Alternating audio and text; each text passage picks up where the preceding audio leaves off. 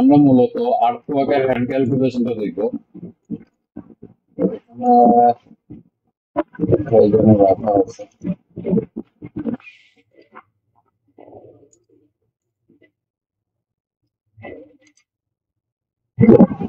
আচ্ছা,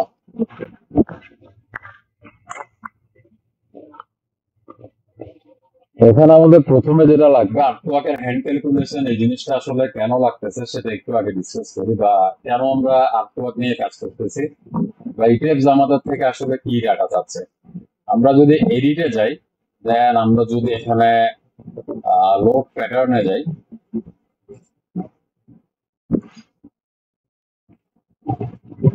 এডিটে কেন যাব, সরি ডিফাইনে যাব, ডিফাইনে যাব, লোড প্যাটার্নে যাই।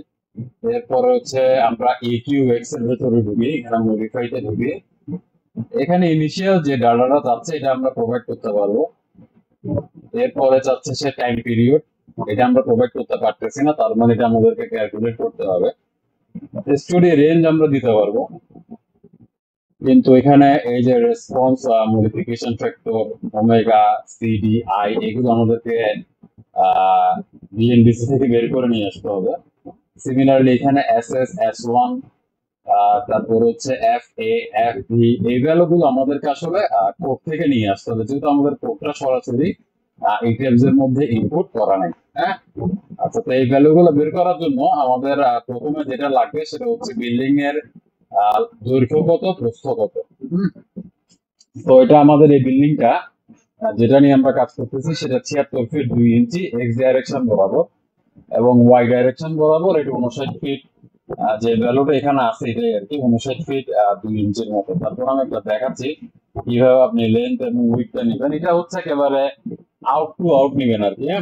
আপনার স্ট্রাকচারে যদি ক্যান্টিলিভার কোনো বারান্দা থাকে বা ক্যান্টিলিভার স্ল্যাব থাকে, সেটা সহ কনসিডার করবেন।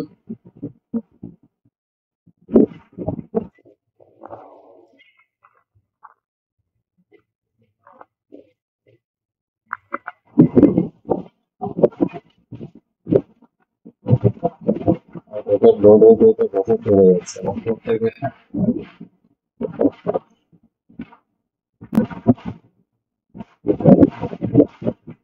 এখানে জাস্ট যেটা করছি সেটা হচ্ছে এখানে আমরা যদি এখানে লেন্থটা চেক করি, ডাইমেনশনটা চেক করি, এখানে একেবারে আউট টু আউট নিছি এক্স ডাইরেকশন বরাবর। এখান থেকে এইটুক, এই যে 76 ফিট 2 ইঞ্চি এক্স ডাইরেকশন, এবং ওয়াই ডাইরেকশন হচ্ছে আমাদের এখানে একেবারে আমি ওই যে এটা ক্যান্ডিড থেকে নিতে পারেন একেবারে আউট টু আউট, সেক্ষেত্রে এটা মনে হয় 59 থেকে হালকা বেশি আসতে পারে। আচ্ছা, তাহলে এক্ষেত্রে এটা পাচ্ছি 60 ফিট পাচ্ছি। হ্যাঁ, এটা পাচ্ছি 60 ফিট।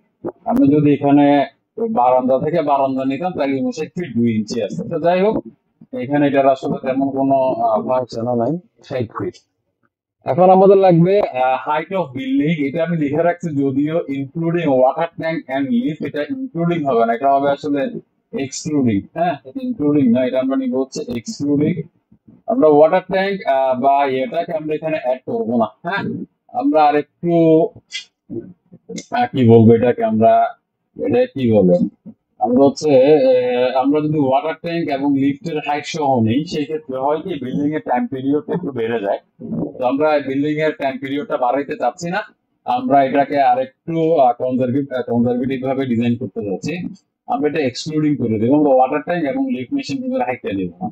তাহলে আমরা যেটা করতে যাচ্ছি সেটা হচ্ছে এখানে আমরা যদি ইটেক্সে আসি, আমরা এখানে ইউনিটটা প্রথমে চেঞ্জ করে ইউএস ডিফল্ট করে দিলাম, এডিটে গেলাম, edit stories and grid system, modify slash to story. এখানে স্টোরি 13 যেটা এটা হচ্ছে আমাদের রুফ অ্যাকচুয়ালি, তাই তো? এটা আমরা একটু নাম দিয়ে রাখি রুফ। বাট এগুলো নিয়ে আমি তেমন একটা চেঞ্জ করি না, অনেকে সিমিলার স্টোরি বা এই যে একটাকে মাস্টার স্টোরি করে বাকিগুলোকে সিমিলার স্টোরি করে। তো আমি এগুলো নিয়ে কাজ করি না, কারণ প্র্যাকটিক্যালি আমি যেভাবে লোড অ্যাসাইনমেন্ট দেখাইছি এখানে এগুলো লাগতেছে না, আর এগুলো অ্যাভেলেবেল ভিডিও আছে ইউটিউবে। তো আমি এখানে জাস্ট এলিভেশন যেটা রুফ, অর্থাৎ রুফ পর্যন্ত নিচ্ছে 130 ফিট হাইট আমি কনসিডার করতেছি এখানে, এবং আপনাদেরকেও সাজেস্ট করতেছি যে টাইম পিরিয়ডটা বাড়ায় ফেলার দরকার নেই, যত টাইম পিরিয়ড কমাই নেবেন তত বেশি কনজারভেটিভ ডিজাইন আপনি পাবেন। 130 ফিট। এখন এটাকে যদি আমি 130 ফিট রেখে আমি মিটারে কনভার্ট করতে যাচ্ছি, যেহেতু আমাদের কোডটা এখানে একটা জিনিস একটু আমি বলে রাখি, আপনি যদি এটা এসিআই কোড দেখেন, আপনি দেখবেন যে এসিআই কোডে এই এইচ এর ভ্যালুটা ওনারা কনসিডার করছেন হচ্ছে ফিটে।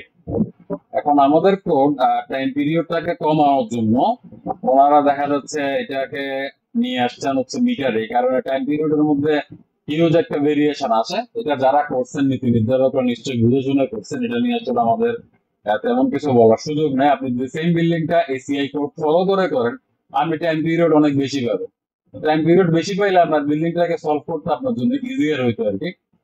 এখন যেহেতু এটাকে আমাদের জন্য টাফ বানায় ফেলছে, আমাদেরকে এটা দূরেই করা লাগবে। এখানে এটাকে আমি নিয়ে নিচ্ছি কত, 39.63, হ্যাঁ, মিটার। 39.63 মিটার। এখন আসেন সাবসয়েল ইনভেস্টিগেশন ডাটা। আপনার কাছে নিশ্চয়ই একটা সয়েল টেস্টের রিপোর্ট থাকবে। এত বড় বিল্ডিং ডিজাইন করলে তো অবশ্যই সয়েল টেস্টের রিপোর্ট থাকাই লাগবে। হ্যাঁ, এখন সয়েল টেস্টের রিপোর্ট যদি না থাকে, আপনি 5-7 তলা বিল্ডিং পর্যন্ত আপনি বিয়ারিং ক্যাপাসিটি, যেটা মাটির বিয়ারিং ক্যাপাসিটি বা লবের বিয়ারিং ক্যাপাসিটি বা সেই বিয়ারিং ক্যাপাসিটি যেটাই বলি, তো ওটা আপনি 100-র মতো ধরতে পারেন, 100 থেকে 120-25 এরকম অ্যালাওয়েবল ধরে রাখতে পারেন। অনেক সময় আমরা শুটিং এর সাইজ এত বেশি চলে আসে, বিরক্ত হয়ে 150 ধরে দেবো। আমাদের কোড এইটা হচ্ছে ছোটখাটো বিল্ডিং 1-2 তলা পর্যন্ত বিল্ডিং এর জন্য এটা 200 পর্যন্ত অ্যালাউ করছে। এগুলো নিয়ে সামনে কথা হবে। এখানে আসলে এখানে সয়েল টেস্টের যে ব্যাপারটা আমাদের লাগতেছে, এটা হচ্ছে জাস্ট প্রথম 5 ফিট আমরা একটা এসপিটি নেই, এরপর 10 ফিট একটা এসপিটি নেই, 15 ফিটে নেই, 20 ফিটে নেই। এইভাবে ধরেন আমার এখানে যে জায়গাটা আমি করে রাখছি এটা 105 ফিট পর্যন্ত করে রাখছে। হ্যাঁ, আচ্ছা, এখানে আমি চাইলে ভ্যালু গুলো বাড়াই ধরতে পারতাম, বাট যেহেতু আমরা এখানে একটা জাস্ট একটা কি বলবো, একটা জাস্ট প্রোটোটাইপ নিয়ে কাজ করতেছি, আপনাদের জন্য এটা নিশ্চয়ই প্রোটোটাইপ, এটা আমার জন্য রিয়েল প্রজেক্ট ছিল। আমি এখানে জাস্ট সয়েল টেস্টের যে ভ্যালু গুলো এগুলো ডাটাটা আমি একটু কমায় রাখছি। কমায় রাখলে হচ্ছে কি, আমি এখান থেকে যে ভ্যালুটা আলটিমেটলি পাচ্ছি সেটা রেসপেক্ট আমি এখানে এসডি এসডি টাইপ, অর্থাৎ সিসমিক ডিজাইন ক্যাটাগরি ডি এর জন্য ডিজাইন করতে যাচ্ছি। তাই আমি এখানে ভ্যালু গুলো কমায় রাখছি। তার মানে এখানে ব্যাপার কি, প্রথম 5 ফিট বোরিং করার পরে সে যখন এসপিডি নিচে 12 ইঞ্চি যাওয়ার জন্য সে দেখে কি স্পিড গেইন হয়ে গেছে। এরপরে 10 ফিটের 7 পাচ্ছে, 15 ফিটে 9, 20 ফিটে 16। এটা হচ্ছে ফিল্ডে আপনি যেটা পাচ্ছেন। হ্যাঁ, এটাকে আমরা বলতেছি আনকারেক্টেড এসপিডি ভ্যালু। এটা কিন্তু কারেক্টেড এসপিডি ভ্যালু না আর কি। আপনি যখন ফাউন্ডেশন ডিজাইন করবেন তখন আপনাকে কারেক্টেড এসপিডি ভ্যালু নিয়ে কাজ করতে হবে, বাট এখানে এটা ম্যান্ডেটরি না। এখানে হচ্ছে আমার 25 ফিটে এখানে আমি যে ভ্যালুটা পাচ্ছি 30 ফিট, 35 ফিট, 40 ফিট, জাস্ট এই ভ্যালুটা আমাদের লাগবে। জাস্ট একটা সয়েল টেস্টের একটা চার্ট লাগবে। এখানে আমাদেরকে বলতেছে এনআই ইকুয়াল টু ফিল্ডে আমার যেটা আনকারেক্টেড এসপিডি ভ্যালু বা ফিল্ডের যেটা এসপিডি ভ্যালু সেটা, আর ডিআই হচ্ছে লেয়ারের থিকনেস। তো আমরা তো থিকনেস জানি যে 5 ফিট করে আমাদের থিকনেস, বাট এটা যত আমি দেখাচ্ছি, এটা আমরা কোথা থেকে পাইছি, এই ইকুয়েশন যে আমি এটা নিয়ে আসছি এখানে, এই যে ইকুয়েশনটা এটা আমরা কোথা থেকে পাচ্ছি, ইকুয়েশন 6 পয়েন্ট এত, এটা হচ্ছে বিএনবিসি তে 611 নাম্বার পেজে পাবেন আপনি। বিএনবিসি তে যদি যাই, এটা হচ্ছে, এটা দেখবেন আমার সারাটা না, এটা হচ্ছে প্রথমে যেটা আপলোড হয়েছে ওটার রেসপেক্টে আমি এখানে সব পেজ নাম্বার গুলো বলতেছি, এবং এটা হচ্ছে পিডিএফ এর পেজ নাম্বার 611। তো যদি যাই আমরা পিডিএফ এর পেজে, এখানে আপনি দেখবেন যে স্যাট ক্লাসিফিকেশন নিয়ে কিছু কথাবার্তা বলছে এখানে। আমাদের এখানে যেহেতু আমাদের দেশে এসপিডি ভ্যালু নিয়ে আমরা কাজ করি, এই যে সূত্রটা এখানে দেখতেছেন এটাই আমরা মূলত এখানে নিয়ে আসছি। এবং আমাদের এখানে একটা কথা বলছে যে এই যে একটু পড়বেন এগুলা, ঠিক আছে, আমরা এখানে মূলত এই জিনিসটা নিয়ে কথা বলতে যাচ্ছি, এই যে সূত্রটা এখানে। এখন ডিআই কি বলছে, থিকনেস অফ লেয়ার আই, অর্থাৎ লেয়ার যে যে লেয়ারটা নিয়ে আপনি কাজ করতেছেন সেই লেয়ারের কি থিকনেস নিয়ে কথাবার্তা বলতেছে। এখন আলটিমেটলি ব্যাপারটা কোথায় গিয়ে ঠেকতেছে এটা একটু দেখি। আমরা এখানে যদি প্রথমে সবগুলা লেয়ারের থিকনেস 5, 10, 15, 20 এভাবে যোগ করতে করতে 105 পর্যন্ত যাই, আর নিচে যদি যদি আমরা কি ডিআই বাই এনআই করি, অর্থাৎ হচ্ছে কি লেয়ারের থিকনেস ডিভাইডেড বাই কি আমার এসপিডি ভ্যালু যেটা, এভাবে জাস্ট এই সেম ক্যালকুলেশনটা করে যাই। এখানে আপনি যোগ দিয়ে গুণ ভাগ করার পরে দেখবেন যে আপনি এখানে 12.79 পাচ্ছেন। হ্যাঁ, আচ্ছা, এইটুকু পর্যন্ত কি কোনো কোয়েশ্চেন আছে ভাইয়া? এখানে মানে অনেক সময় দেখা যায় যে সয়েল টেস্টের রিপোর্ট মানে 50 ফিট পর্যন্ত নিয়ে নিচ্ছে, বাট মানে হ্যাঁ, তো এই এত তাহলে আপনি 30 50 ফিট মিটার নিয়ে কাজ করবেন। আপনার হচ্ছে সয়েল টেস্ট আমরা কমপ্লিট করি কখন? হ্যাঁ, যখন আমরা দেখি যে ধরুন 50 ফিটে সে স্টপ করবে তখন। মানে 50 ফিটে সে স্টপ করতে হইলে তাকে মিনিমাম একটা সিচুয়েশন আসতে হবে যে ধরেন 40 ফিটে সে এসপিডি পাইলো ধরেন 30 কথার কথা, 45 ফিটে সে এসপিডি পাইলো ধরেন হচ্ছে 32, আবার 50 ফিটে গিয়ে পাইলো হচ্ছে ধরেন 30 বা 31 এরকম। মানে কাছাকাছি মিনিমাম 3-4টা লেয়ার যখন পায়ে যায় তখন ওরা কি করে, সয়েল টেস্ট অফ করে দেয়। এখন বড় বড় স্ট্রাকচারের ক্ষেত্রে আমরা বলি যে আপনি যতক্ষণ পর্যন্ত 50 এসপিডি না পাচ্ছেন ততক্ষণ পর্যন্ত আপনি সয়েল টেস্টটা কি করেন, কন্টিনিউ করেন। বাট ছোটখাটো বিল্ডিং এর ক্ষেত্রে তো সে অতদূর পর্যন্ত করবে না, যদি আমাদের করে রিকমেন্ডেড করবে না সে।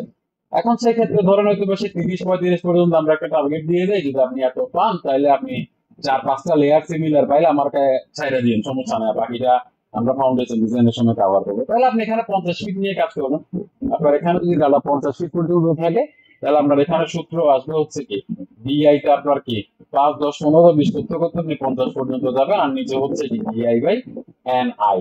তার মানে হচ্ছে কি ওই যে এভাবে করে আপনি 50 ফিট পর্যন্ত লাগাতে হবে। তো আমার এখানে একটা 5 ফিট পর্যন্ত ছিল, আমরা এখানে দিয়ে দিলাম হচ্ছে 12 দিয়ে দিলাম। আচ্ছা, সমস্যা নেই। এখন এই যে 12 পাইছেন আপনি, এটা কি পাইছেন, এন বার।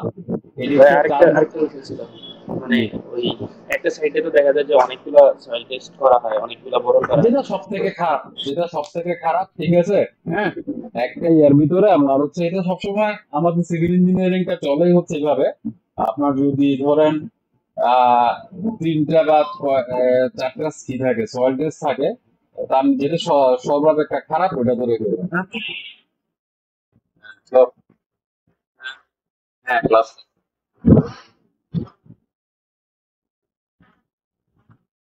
বুঝি না।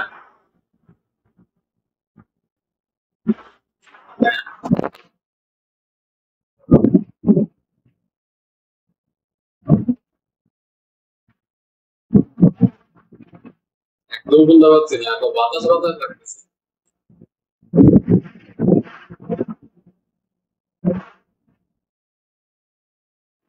করবো তো, তুমি কই গেছো?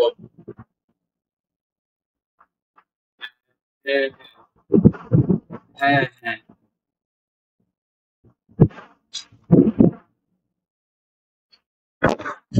আচ্ছা, সরি, একটু শোনা যাচ্ছে তো না? হ্যালো। হ্যাঁ, শোনা যাচ্ছে। আচ্ছা, তাহলে এখানে আমি 12 পাইছি। আমরা এখানে একটা ক্যালকুলেট করে আপনি দেখবেন, আপনাদেরকে তো সেটা দিয়ে দিব, দেখবেন যেখানে আপনি 12 পাচ্ছেন। হ্যাঁ, আচ্ছা, এরপরে আপনার হচ্ছে এটা এই সমস্ত এগুলা এসপিডি টেস্ট কেমনে করে না করে এটা একটু আপনারা দেখবেন। এখন আমরা বিএনবিসি তে পেজ নাম্বার 612 তে যাব। বিএনবিসি তে পেজ নাম্বার 612 তে যাব, ওরা কি বলতেছে একটু দেখি। এখানে আমাদেরকে ডিসাইড করা হলো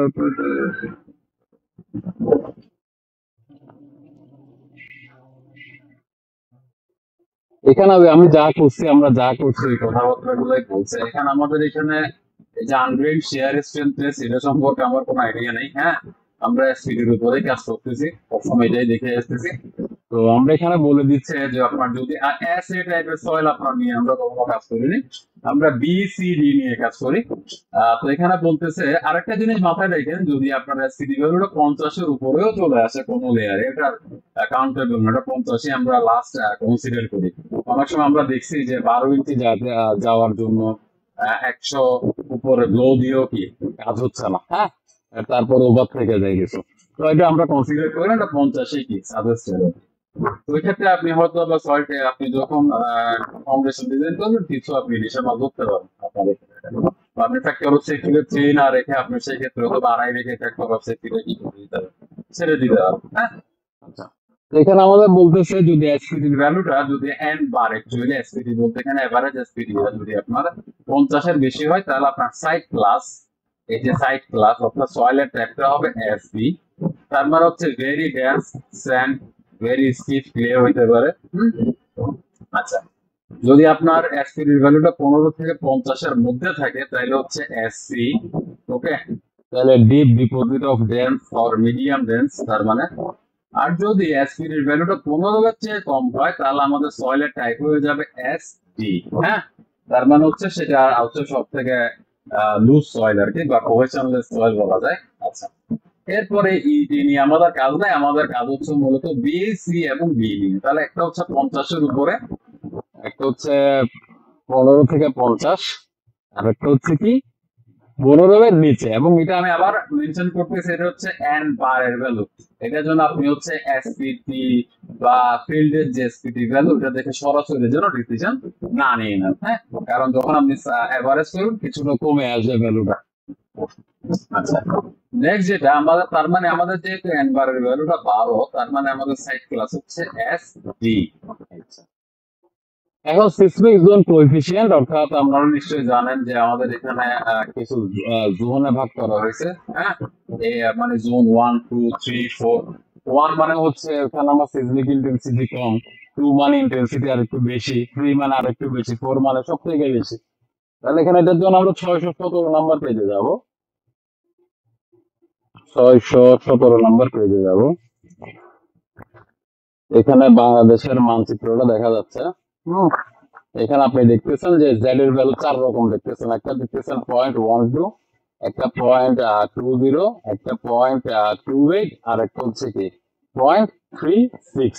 আচ্ছা, এখন এখানে নিচের দিকে যদি আসেন, আপনার এখানে আহ, ওরা বিভিন্ন কালার দিয়ে বুঝাইছে। যেমন সবুজ দেখলে বুঝবেন যে আপনি জোন 1, হ্যাঁ, ইয়েলো দেখলে 2, এরপরে হচ্ছে একটু ব্লু দেখলে আপনার 3, এরপরে লাস্ট হচ্ছে কি রেড। হ্যাঁ, এই যে সিলেটের পোর্শনটুকু নিয়ে এটা হচ্ছে একেবারে আহ কি বলবো জোন 4 আর কি। আচ্ছা, এখন নেক্সট যে বিষয়টা সেটা হচ্ছে এখানে এই যে ডেসক্রিপশন অফ সিসমিক জোন এখানে বলে দিয়েছে। যদি আপনার সিসমিক জোন এখানে খেয়াল করেন, এদিকে সিসমিক জোন যদি 1 হয় তাহলে সিসমিক ইন্টেন্সিটিটা লো হবে। হ্যাঁ, এরপর হচ্ছে যদি সিসমিক জোন 2 হয় তাহলে হচ্ছে সিসমিক ইন্টেন্সিটি আর একটু বাড়বে, মানে মডারেট।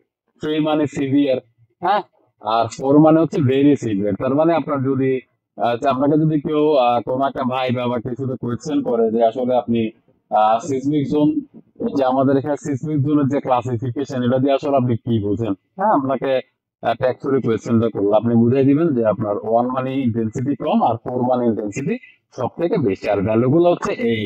আচ্ছা, এখন জোন 1 এর জন্য যদি হয় তাহলে দেখতেছেন যে সিসমিক জোন কোএফিসিয়েন্টের ভ্যালুটা 0.12 বলে দিছে। এখানে 2 তে হইলে 0.20, 3 তে হইলে 0.28, 4 এ হইলে 0.36। এই জিনিসটাই এখানে ওনারা দিয়ে দিচ্ছেন আর কি। তো যত ভালো মনে রাখতে পারবেন সুবিধা। এখন নেক্সট সেটা হচ্ছে এখানে আমাদের যে জেলাগুলো আছে, যতগুলো জেলা আছে, আপনার হয়তো এখানে ম্যাপ থেকে খুঁজে পেতে কষ্টও হতে পারে। ওনারা আবার সুন্দর করে এখানে একটা চার্ট করে দিচ্ছে। তো আমরা যদি এখানে চট্টগ্রামের জন্য ডিজাইন করি বা জোন 3 এর জন্য যদি ডিজাইন করি ফর এক্সাম্পল, তাহলে আমরা এখানে দেখতেছি যে এটা চিটাগাং হচ্ছে কত 0.28। হ্যাঁ, চিটাগাং হচ্ছে কত 0.28। আমরা এখানে চট্টগ্রামের জন্য নিচ্ছি, যেহেতু এখানে ঢাকা কথাটা আমি আর আমার অলসতার জন্য চেঞ্জ হইল না। এটা চিটাগং, এটা হচ্ছে কত জোন 3। তার মানে আমাদের জোন কোএফিসিয়েন্ট কত 0.28। কোথা থেকে পাইছে, এই যে এখানে আমাদের এই যে পিডিএফ থেকে জিনিসটা পেয়ে গেছে বা কোড থেকে পেয়ে গেছে। এখন আসেন, এরপর আমাদের জানা লাগবে যে আমরা আসলে কি ধরনের বিল্ডিং ডিজাইন করতেছি। আমাদের প্রথমে এই জিনিসটা জানা লাগবে। আমরা ইম্পর্টেন্স ফ্যাক্টর বের করতে গেলে আমাদের আগে জানতে হবে যে আমরা কি ধরনের বিল্ডিং ডিজাইন করতেছি, আমাদের অকুপেন্সি ক্যাটাগরিটা কি, অকুপেন্সি টাইপটা কি। এটার জন্য আমাদেরকে যেতে হবে বিএনপি থেকে 483 নাম্বার পেজে। তাহলে 618 থেকে আমরা চলে যাচ্ছি এখন 483 নাম্বার পেজে। এখানে দেখেন আমাদের অকুপেন্সি ক্যাটাগরি তো ওনারা 4টা ক্যাটাগরি নিয়ে আসছে। একটা হচ্ছে অকুপেন্সি ক্যাটাগরি 1, একটা হচ্ছে 2, এরপর হচ্ছে 3, এরপর হচ্ছে অকুপেন্সি ক্যাটাগরি 4। হ্যাঁ, এখানেও ব্যাপারটা অনেকটা সেম। আপনার বিল্ডিং এর ইম্পর্টেন্স যত বাড়বে বা আপনার বিল্ডিংটা যত বেশি জনসমাগম হওয়ার সুযোগ আছে, সেই অনুযায়ী এখানে অকুপেন্সি ট্যাগটা চেঞ্জ হবে। তো এখানে কি বলতেছে, যদি আপনার, আমি আবার বলতেছি, রিপিট করতেছি, এখানেও ব্যাপারটা কাইন্ড অফ সেম। আপনার বিল্ডিং এর জনসমাগম বা আপনার বিল্ডিং এর ইম্পর্টেন্স যত বাড়বে, এখানে অকুপেন্সি ক্যাটাগরিটাও তত হাই এর দিকে যাবে। হ্যাঁ, 1 থেকে 4 এর দিকে যাবে। এটা কিভাবে করতে হবে আমি আপনাদেরকে ধরাই দিচ্ছি ব্যাপারটা। এখানে প্রথমে বলতেছে যে অকুপেন্সি ক্যাটাগরি 1, অর্থাৎ যদি আপনি কোনো building and other structure that represent a low hazard to human life in the event of failure including but not limited, মানে আপনি যদি কোনো, এখানে প্রথম কথা মাথায় রাখবেন যে হ্যাজার্ড টু হিউম্যান লাইফ, এই কথাটা মাথায় রাখবেন এক নাম্বার কথা। হ্যাঁ, এটা আপনার প্রত্যেকটা এখানে প্রত্যেকটা অকুপেন্সি ক্যাটাগরি আপনি যখন করবেন তখন এই হিউম্যান লাইফের যে হ্যাজার্ড হওয়ার সুযোগ আছে বা ড্যামেজ হওয়ার সুযোগ আছে, এই জিনিসটা কনসিডারেশন এনে আপনাকে বিবেচনা করতে জানতে হবে, তাহলে আপনি ইজিলি বুঝবেন। আচ্ছা, তাহলে আপনার যদি এখানে কোন এগ্রিকালচারাল ফ্যাসিলিটিস, অর্থাৎ যেখানে হয়তো বা আপনি চাষাবাদের পরে মজুত করবেন, হ্যাঁ, বা যেখানে স্টোরেজ ফ্যাসিলিটি অথবা টেম্পোরারি করে স্ট্রাকচার যদি আপনি করেন, সেক্ষেত্রে আসলে আপনাকে অকুপেন্সি ক্যাটাগরি 1 নিয়ে কাজ করতে হবে। টুতে কি বলতেছে, all building and other structure except those listed in occupancy category 1, 3 and 4, অর্থাৎ 1 এ যা নাই, 3 তে যা নাই, 4 এ যা নাই, হ্যাঁ, তার সবগুলো কোথায় এসে ঢুকবে, আপনাকে 2 তে এসে ঢুকাইতে হবে। অকুপেন্সি ক্যাটাগরি 2 তে এসে আপনাকে ঢুকাতে হবে। ওনারা 4টার মধ্যে 3টাকে স্পেসিফিক করছে, একটাকে করেন নাই। যেটা করেন নাই সেটাই হইতেছে কি অকুপেন্সি ক্যাটাগরি 2। তাহলে আমাদেরকে জানতে হবে আমাদের 3 তে কি আছে, 4 এ কি আছে, 1 এ কি আছে আমরা অলরেডি দেখছি। এখন 3 তে কি আছে আমরা একটু দেখি। Building and other structure where more than কথাটা নোট করেন, more than 300 people congregate in one area, অর্থাৎ আপনার বিল্ডিং এর কোনো একটা লোকেশনে যদি এট এ টাইম বা এটি ফ্লোরে আপনার যদি এট এ টাইম 300 মানুষ জমায়েত হওয়ার সুযোগ থাকে বা সম্ভাবনা থাকে, তাহলে সেই ক্ষেত্রে আপনাকে ধরে নিতে হবে যে আপনার বিল্ডিং এর যে অকুপেন্সি ক্যাটাগরি সেটা 3। ওইটা হতে পারে, ধরেন আপনি একটা রেস্টুরেন্ট করতেছেন, হতে পারে, হ্যাঁ, এখানে 300-র উপরে, 300-র কম যদি আপনি কনসিডার করেন ওইটা ইস্যু না, হ্যাঁ, এটা আপনার অ্যাজাম্পশনের উপরেও ডিপেন্ড করতেছে। এখন ধরেন আপনি একটা মসজিদ বিল্ডিং ডিজাইন করতেছেন, হ্যাঁ, ওখানে কিন্তু এট এ টাইম 300 পিপল বা তার থেকে বেশি থাকতে পারে, হ্যাঁ। আচ্ছা, মোর দেন কথাটা মাথায় রাখবেন। Building and other structure with day care facility, আমি এখানে একটু একটু দাগায় দিই তাহলে সুবিধা। ডে কেয়ার ফ্যাসিলিটি, ভালো কথা, ডে কেয়ারের কথা বলছে, উইথ এ ক্যাপাসিটি গ্রেটার দেন 150, অর্থাৎ ডে কেয়ার থাকলেই যে আপনাকে কি করতে হবে, অকুপেন্সি ক্যাটাগরি 3 তে ডিজাইন করতে হবে তা কিন্তু না। কেন কথাটা উল্লেখ করলাম, আজকাল আমরা বিভিন্ন কন্ডোমিনিয়াম করতেছি, যেখানে আমরা অনেকটা মানে বুঝ দেওয়া আমরা কি করতেছি, সব রকমের ফ্যাসিলিটিস দিচ্ছি, জিমনেশিয়াম দিচ্ছি, হ্যাঁ, তারপরে সুইমিং পুল দিচ্ছি, ডে কেয়ার দিচ্ছি। বাট আপনার ডে কেয়ারের ফ্যাসিলিটি যদি আপনার 150-এর বেশি হয়, সেই ক্ষেত্রে আপনি এখানে কিসে ধরবেন, 3 তে কনসিডার করবেন। আদারওয়াইজ সেটা কিন্তু 2 তেই থাকবে। আমি একটু শর্টে বলি, যেটা পিওর রেসিডেন্সিয়াল বিল্ডিং, যেটা একদম পিওর রেসিডেন্সিয়াল বিল্ডিং হয়, ইন জেনারেল সেটাই হচ্ছে কি অকুপেন্সি ক্যাটাগরি 2 এর আন্ডারে পড়ে, হ্যাঁ। তো আপনাকে 3 এবং 4 এগুলো ভালো মতো জানা থাকতে হবে। এখন মনে করেন আপনার বিল্ডিং এ ডে কেয়ার আছে, এটা ধরেই আপনি কি করে দিলেন, 3 করে দিলেন, ব্যাপারটা তা না। এখানে বলেছে গ্রেটার দেন 150 যদি ক্যাপাসিটি হয়, অর্থাৎ 150 জন বাচ্চা কাচ্চা বা তার থেকে বেশি যদি থাকে, তাহলে সেই ক্ষেত্রে building and other structure with elementary school, এখানে স্কুল কথাটা মাথায় রাখেন, or secondary school facility with a capacity greater than 250। এখানে স্কুল এবং সেকেন্ডারি স্কুল কথাটাতে কেন ডাক দিলাম এটা একটু খেয়াল করেন। এখানে এর পরেরটা পড়েন, building and other structure with a capacity greater than 500 for college or adult education facility, অর্থাৎ যেখানে আপনি স্কুল বা সেকেন্ডারি স্কুলের জন্য ক্যাপাসিটিটা ধরতেছেন 250 বা তার থেকে বেশি হইলে, এটা আপনাকে কি করতে হবে, 3 টা ধরতে হবে, হ্যাঁ। অর্থাৎ তার নিচে থাকলে আপনি 2 এর আন্ডারে কনসিডার করতে পারবেন। সেখানে আপনার কলেজ বিল্ডিং বা অ্যাডাল্ট এডুকেশন ফ্যাসিলিটিস এর জন্য এই লিমিটটা বড় হয়ে গেছে। এখন ব্যাপারটা কি, ব্যাপারটা হচ্ছে এই যে প্রথমে একটা কথা বলছিলাম, হিউম্যান লাইফের যে হ্যাজার্ড বা ড্যামেজ, আপনার বিল্ডিং আপনার স্ট্রাকচারের উপরে যখন কোনো এডিশনাল ল্যাটারাল ফোর্স আসবে, বা যদি আমি ভেঙে বলি যে ভূমিকম্প যখন হবে, তখন স্কুলের বাচ্চা কাচ্চা কিন্তু অনেক বেশি বিপর্যস্ত থাকবে, অনেক বেশি দৌড়াদৌড়ি করবে, ঠিক আছে, হ্যাঁ। তাহলে ওই ক্ষেত্রে আমার লিমিটটা ওরা কমাই যাচ্ছে। আর কলেজের গুলো মোটামুটি ছোটকাল থেকে টাকা খেয়ে মোটামুটি পাক্কা হয়ে গেছে, ঠিক আছে। ওদের ক্ষেত্রে দেখা যাচ্ছে কি আপনার ক্যাপাসিটি ওরা বাড়াই দিছে, বা ওরা ইনস্ট্যান্ট ডিসিশন নিতে পারবে যে আমি নিরাপদ কিভাবে হইতে পারি, হ্যাঁ। আচ্ছা, হেলথ কেয়ার ফ্যাসিলিটি সিমিলার একটা, তাহলে এখানে একটা জিনিস খেয়াল করিয়েন, যদি আপনার স্কুল বিল্ডিং এর ক্যাপাসিটি 250-এর কম হয়, তাহলে আপনি সেটা 2 তে কনসিডার করতে পারবেন। 250 এর উপরে গেলে এটা 3 তে আনতে হবে। আর যদি কলেজ ভবন ডিজাইন করেন সেক্ষেত্রে 500 এর উপরে গেলে আপনি কি করতে পারবেন, 500 এর উপরে গেলে আপনাকে কি করতে হবে, 3 তে কনসিডার করতে হবে, 500 এর নিচে থাকলে 2 তে। এখন সিমিলার ইস্যু কোনো কোয়েশ্চেন আছে ভাইয়া? কোশ্চেন নেই। এবার আছে health care facility. Health care নিয়েও সিমিলার একটা ইস্যু আছে। দেখেন health care facility with a capacity of 50 or more resident, মানে 50 জন বা তার অধিক যদি আবাসিক ভাবে আপনার পেশেন্টরা ভর্তি থাকেন ইনডোরে, সেটার কথা বলতেছে।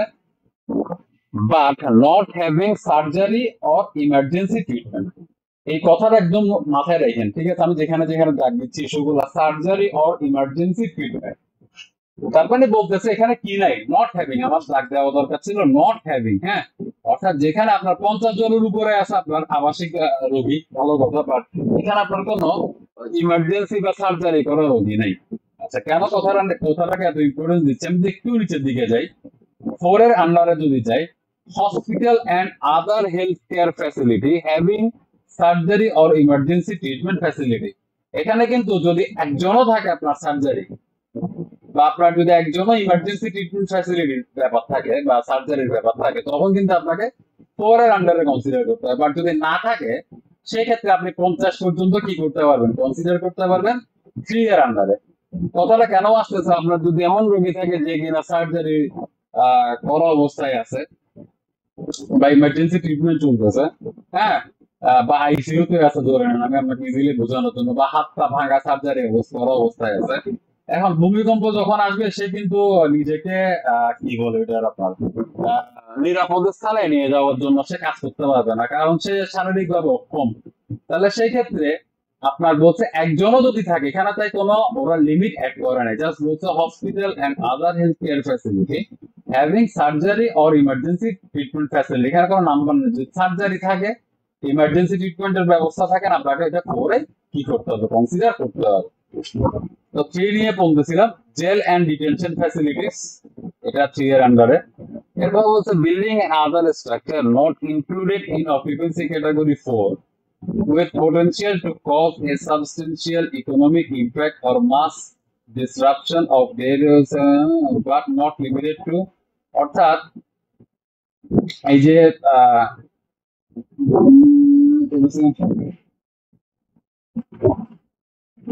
এই যে এগুলার কথা বলতেছে, হ্যাঁ, মানে এগুলা ছাড়া, হ্যাঁ, এগুলা ছাড়া অন্যান্য এগুলাকে আপনি 4 এর আন্ডারে নেবেন। এই যে power generating station, water treatment facility, এগুলো 4 এর আন্ডারে নেবেন। এখানে দিচ্ছে বাট নট লিমিটেড, হ্যাঁ, এগুলাকে আপনি 4 এর আন্ডারে নেবেন।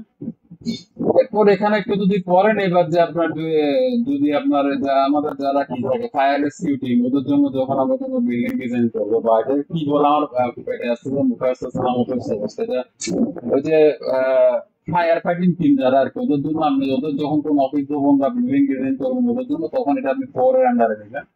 আপনি যদি কোনো ওই যে হ্যারিকেন শেল্টার ডিজাইন করেন, সেটা 4 এর আন্ডারে নেবেন, হ্যাঁ। এরপরে পাই যে পাওয়ার জেনারেটিং স্টেশন, এগুলো এখানে বলে দিছে, এগুলো আপনি এখানে এই যে উপরের যে চার্ট গুলা, এখানে বলছে যে আপনার যদি এখানে যা কিছু আমি 4 এ উল্লেখ করি নাই, তা কি আপনি এটার থ্রিতে ইয়া করবেন, কনসিডার করবেন, বাট এগুলা ছাড়া নট লিমিটেড, মানে এদের ক্ষেত্রে লিমিটেড না আর কি। এখানে যে তারপরে আপনি এখানে একটা জিনিস বুঝতেছেন যে এখানে 1 থেকে 4 এ আপনি যত যাচ্ছেন তত আপনার হিউম্যান হ্যাজার্ডের দিকে তত বেশি, হিউম্যান লাইফের যে হ্যাজার্ড বা ড্যামেজ সেটার দিকে তত বেশি ইম্পর্টেন্স দেওয়া হচ্ছে। আচ্ছা, আপনি যদি এগুলো সব বিবেচনা করেন ঘুরে ফিরে, আপনি দেখবেন এগুলো অনেকটা সাহিত্যের মতো কথাবার্তা হয়ে গেছে, নিজের থেকে একটু পরে বুঝতে হবে, হ্যাঁ, তারপরে আপনার কনসেপ্ট ক্লিয়ার হবে। এখানে আলটিমেটলি যদি আবার পিওর রেসিডেন্সিয়াল বিল্ডিং ডিজাইন করে, তাহলে হচ্ছে আমাদের অকুপেন্সি ক্যাটাগরি 2 তে পড়বে, অকুপেন্সি ক্যাটাগরি 2 তে পড়বে। আচ্ছা, এখন আমরা এখানে আমাদের যে ইয়া ছিল এখানে ফেরত যাচ্ছে, আমাদের অকুপেন্সি টাইপ তাহলে আমরা কি জানলাম, আমাদের অকুপেন্সি টাইপ হচ্ছে এখানে 2, অকুপেন্সি টাইপ আমি এখানে লিখলাম হচ্ছে কত 2। এখন অকুপেন্সি টাইপের উপর নির্ভর করে আমাকে স্ট্রাকচারের ইম্পর্টেন্স ফ্যাক্টরটা বের করতে হবে। এটা আমরা কোথায় পাবো, 619 নম্বর পেজে। না বুঝলে প্লিজ যে কোনো সিচুয়েশনে থামাই দেবেন, সমস্যা নেই, বা একটা কাছে দিলে আমি বুঝে নিব। 619 নাম্বার পেজে আসলাম, হ্যাঁ। এখানে ইম্পর্টেন্স ফ্যাক্টর, এখানে বলতেছে importance factor for building and structure for artwork design. এই কথাটা মাথায় রাখেন, ইম্পর্টেন্স ফ্যাক্টর আপনি উইন্ডের জন্য আলাদা পাবেন, আর্টওয়ার্কের জন্য আলাদা পাবেন। এটা মনে করার কোনো কারণ নাই যে উইন্ড এবং আর্টওয়ার্কের জন্য ইম্পর্টেন্স ফ্যাক্টরের চার্ট সেম, এটা মনে করার কোনো দরকার নেই। এটা আছে এখানে দেখতেছেন পিডিএফ 619 নাম্বার পেজে। আগামী দিন যখন আমরা উইন্ডেরটা দেখবো তখন আপনি দেখবেন যে এখানে পেজ নাম্বার একটা চেঞ্জ চলে আসছে, বা এখানে দেখতেই পাচ্ছেন যে আর্টওয়ার্ক ডিজাইন কথাটা বলে দিয়েছে। আপনার যদি অকুপেন্সি ক্যাটাগরি 1 এবং 2 এর মধ্যে হয় তাহলে আপনার ইম্পর্টেন্স ফ্যাক্টর 1, 3 তে হলে আপনার হচ্ছে ইম্পর্টেন্স ফ্যাক্টর 1.25, 4 এ হলে এটা 1.50। তার মানে যত বেশি অকুপেন্সি ক্যাটাগরি, যত হাইয়ের থেকে যাচ্ছে ইম্পর্টেন্স ফ্যাক্টরটাও তত বেশি বাড়তেছে। তা আমাদের অকুপেন্সি ক্যাটাগরি ছিল 2, তাহলে আমরা এখানে ডিজাইন করতেছি হচ্ছে ইম্পর্টেন্স ফ্যাক্টর 1 এর জন্য, তাহলে আমরা এখানে নিয়ে নিলাম হচ্ছে কত, ইম্পর্টেন্স ফ্যাক্টর 1। 7 নম্বরে যাচ্ছে, আমরা টি ক্যালকুলেট করব। তো আমাদের এখানে T equal to C T H N to the power N. এখানে এইচ মানে হচ্ছে বিল্ডিং এর হাইট, এটা আমরা অলরেডি নিয়ে নিছি, বাকি শুরুতেই আমরা এটা নিয়ে নিছি। দেন আমাদেরকে বলতেছে যে বাট টু ক্যালকুলেট টি, আচ্ছা আমাদের এখানে সিটি এর ভ্যালু লাগবে এবং এম এর ভ্যালু লাগবে। এই যদি সিটি এবং এম এর ভ্যালুটা আমরা জানি তাহলে এইচ এর ভ্যালু আমাদের অলরেডি জানা আছে, আমরা এখানে ক্যালকুলেট করতে পারবো। আমরা এখানে চলে যাবো হচ্ছে 631 নম্বর পেজে, বিএমডিসি 631 নম্বর পেজে আসবো। Values for coefficient to estimate approximate period, মানে টাইম পিরিয়ড। এখন এখানে একটা ঘটনা হয়েছে কি, এক বাম পাশে দেখেন স্ট্রাকচারের টাইপ দিয়েছে, ডান পাশে আপনার সিটি এবং এম এর ভ্যালু সেই অনুযায়ী কি করছে, ওনারা অ্যাড করছে। এখন বাম পাশে দেখেন concrete moment resisting frame, okay fine, আমার সিটি এর ভ্যালু 0.0466.9। স্টিল নিয়ে আমরা কাজ করতেছি, এটা নিয়ে আমরা কথা বলতেছি না। ইসেন্ট্রিক্যালি ব্র্যাকেট ফ্রেম নিয়ে আমরা কাজ করতেছি না, এটা নিয়ে আমরা কথা বলতেছি না, এই দুইটা নিয়ে কথা বলতেছি। বাট অল আদার স্ট্রাকচার, এখন কনক্রিট মোমেন্ট রেজিস্টিং ফ্রেম নেবেন নাকি অল আদার স্ট্রাকচার নেবেন, এটা নিয়ে একটা হিউজ রকমের একটা কি বলবো, আপনি যদি বিভিন্ন স্ট্রাকচারাল গ্রুপ গুলোতে থাকেন, এটা নিয়ে কনসেপশন মিসকনসেপশন বিভিন্ন কিছুই আছে। এটা নিয়ে আমার মধ্যেও যথেষ্ট মানে কি কোয়েকশন আছে আর কি। বাট আমাদের কোডে যেটা লিখছে সেই অনুযায়ী আপনাদেরকে পড়াইতে হবে আর কি। হ্যাঁ, consider moment resisting frame as frame which resist 100% of seismic force and are not enclosed or adjoined by the components that are more rigid and will prevent the frames from reflecting under seismic forces. কিছু বুঝছেন? এই যে এখানে একটা note দেওয়া আছে, এটা দেখবি এক পড়ায় আপনি বোঝার কথাও না। তারপর আমি বলি এখানে বলতেছে আপনি concrete moment resisting frame consider করতে পারবেন। বিজয় আছেন? জি ভাই, আছেন না? জি ভাই। আচ্ছা, লাভবল আছেন তোরা? আচ্ছা, এখন বলতেছে আপনার কনক্রিট মোমেন্ট রেজিস্টিং ফ্রেম এবং অল আদার স্ট্রাকচারের মধ্যে কাকে নেবেন। এখানে কোড স্পেসিফিক্যালি বলে দিচ্ছে আপনি কনক্রিট মোমেন্ট রেজিস্টিং ফ্রেম তখনই কনসিডার করতে পারবেন যখন আপনার ফ্রেম কি করতে পারতেছে 100% ল্যাটারাল ফোর্স বা সিসমিক ফোর্স এসে রেজিস্ট করতে পারতেছে। এখন আসেন আমাদের এই স্ট্রাকচারে, আমরা যখন স্ট্রাকচারটা নিয়ে কাজ করতেছি, আমাদের এই স্ট্রাকচারে ফ্রেম বলতে কি বুঝেন, এটা আপনাদের মধ্যেই আপনি বিজয় অথবা নিলয়ের মধ্যে একজন আনসার দিচ্ছেন যে ফ্রেম বলতে আমরা বুঝতেছি যে কলাম বিম, তাই তো? জি সে বলতে বুঝতেছি কি স্ল্যাব এবং ওয়াল। স্ল্যাব লোড ক্যারি করবে, এটা নিয়ে আমরা বা করবেন, এটা নিয়ে আমাদের মাথা কামানোর দরকার নেই। আসেন আমাদের এই স্ট্রাকচারে কিন্তু ফ্রেম 100% সিসমিক ফোর্স কি করবে না, ক্যারি করবে না। এখানে শেয়ার ওয়ালও কি করবে, কিছু পরিমাণে কি করবে, কন্ট্রিবিউশন করবে, ঠিক আছে? তাহলে হ্যাঁ, শেয়ার ওয়ালও কি করবে, আপনার হচ্ছে কন্ট্রিবিউশন করবে। তার মানে হচ্ছে আমি এখানে যখন আমি সিটি এবং এম এর ভ্যালুটা নিব, তখন আমি এখানে কনক্রিট মোমেন্ট রেজিস্টিং ফ্রেম কি করতে পারতেছি না, কনসিডার করতে পারতেছি না। আমাকে তার মানে নিতে হবে হচ্ছে কি অল আদার স্ট্রাকচার থেকে। মাথায় রাখিয়েন এই দুইটা ভ্যালুর মধ্যে এত বেশি ডিফারেন্স হয় মানে হিউজ, প্রায় অর্ধেকের কাছাকাছি ভ্যালু চেঞ্জ হয়ে যায়। এবং এটার কারণে আপনি যদি কনক্রিট মোমেন্ট রেজিস্টিং ফ্রেম ধরেন, আপনার যদি বেস রিঅ্যাকশন কথার কথা 100 আছে, আপনি যদি অল আদার স্ট্রাকচার ধরেন, সেই ক্ষেত্রে মিনিমাম আপনি 160 থেকে 70 পরিমাণ বেস রিঅ্যাকশন পাবেন। ফুডিং কলামের সাইজ ওইরকম পাবেন, মানে বাড়বে। অল আদার স্ট্রাকচার ধরে যদি আপনি কাজ করেন, আপনার অটোমেটিক্যালি কি হইতে থাকবে, সবকিছু বাড়তে থাকবে, কিছু করার নাই। এখন করে বলে দিছে। এখন দেখা যাচ্ছে কি, এখন কথাটা কেন আমি স্পেসিফিক্যালি বলতেছি, ধরেন অনেক সময় 6-7 তলা বিল্ডিং করার জন্য আমরা একটা লিফট করে কি করি, প্রোভাইড করি। কনফিউশনটা কোথায় সেটা নিয়ে কথা বলতেছি। হ্যাঁ, একটু খেয়াল করিয়ে, না বুঝলে আমাকে প্লিজ বলুন কনফিউশনটা কোথায়। আপনি কনফিউশনটা হচ্ছে আপনার, ধরেন আমার বিল্ডিং একটা লিফট করি আছে, একটা শেয়ার ওয়ালই আছে। এখন তার কারণে আমরা অনেকেই চাচ্ছি না যেটাকে অল আদার স্ট্রাকচারের আন্ডারে ধরি। ধরলে আমার কি হয়ে যাচ্ছে, অনেক বেশি ফুডিং এর সাইজ চলে আসতেছে, অনেক বেশি পাই চলে আসতেছে, কলামের সাইজ অনেক চলে আসতেছে, ডিমের সাইজ অনেক চলে আসতেছে। বাট কোড যেটা বলছে কি, আসলে আলটিমেটলি আপনি যদি কোনো অথরিটির কাজ করেন, হ্যাঁ, আপনি যদি কোনো ব্যক্তি মালিকানাধীন কাজ করেন, আপনার যতক্ষণ বিল্ডিং ভেঙে পড়তেছে না ততক্ষণ আপনার কি দায়বদ্ধতা নাই। আচ্ছা, কিন্তু আপনি যদি কোনো অথরিটির কাজ করেন, তখন আপনি হচ্ছে নিজস্ব কনসেপ্টে বা ওদের কিছু ইকোনমিক্যাল বেনিফিট দেওয়ার জন্য, হ্যাঁ, ক্লায়েন্টকে আপনি এটা করতে পারবেন না। এখানে কথাটা বলেই দিচ্ছে যে আপনার মোমেন্ট রেজিস্টিং ফ্রেম কনসিডার করতে গেলে আপনার কি করতে হবে, 100% সিসমিক ফোর্স কাকে কনসিডার ক্যারি করতে হবে, ওই ফ্রেমকেই কি করতে হবে, ক্যারি করতে হবে। আচ্ছা, ফাইন। তাহলে আমরা এখানে অল আদার স্ট্রাকচার থেকে ডাটা নিয়ে নিচ্ছি 0.0488 এবং 0.75 পয়েন্ট। আমি আশা করি বুঝাইতে পারছি। হ্যাঁ, 0.0488, 0.0488। হ্যাঁ, এরপরে হচ্ছে এই এম এর, আচ্ছা এখানে লাগিয়ে লিখি 0.0488, এটা হচ্ছে 0.75। এরপরে দেখাবো যে রেজাল্টে কি ভ্যারিয়েশন আসে। এখানে আমি এম এর ভ্যালু লিখে দিলাম 0.75। আমাদের এইচ এর ভ্যালু কোথায় ছিল, এইচ এর ভ্যালু ছিল 39.63 বা এরকম কিছু, 39.63 মিটার। তার মধ্যে আরো একটা মজার ব্যাপার, আপনার হচ্ছে আপনি এসিআই কোডে দেখবেন ওনারা এটা কিটা কনসিডার করছেন। আমাদের এখানে আমাদেরকে নির্ধারকরা বলছে যেটা মিটারে কনসিডার করো। হ্যাঁ, আচ্ছা, তাহলে এখন আমরা যদি একটু দেখি রেজাল্টটা কত আসে, 0.0488 মাল্টিপ্লাইড বাই এখানে 39.63, পাওয়ার হিসেবে দিচ্ছেন আপনি 0.75। হ্যাঁ, এম এর ভ্যালু। তাহলে আপনি পাচ্ছেন এখানে 0.77। কত পাচ্ছেন, 0.77। এটা আমরা নোট রাখি, 0.77 সেকেন্ড। ওকে, নাইস। এখন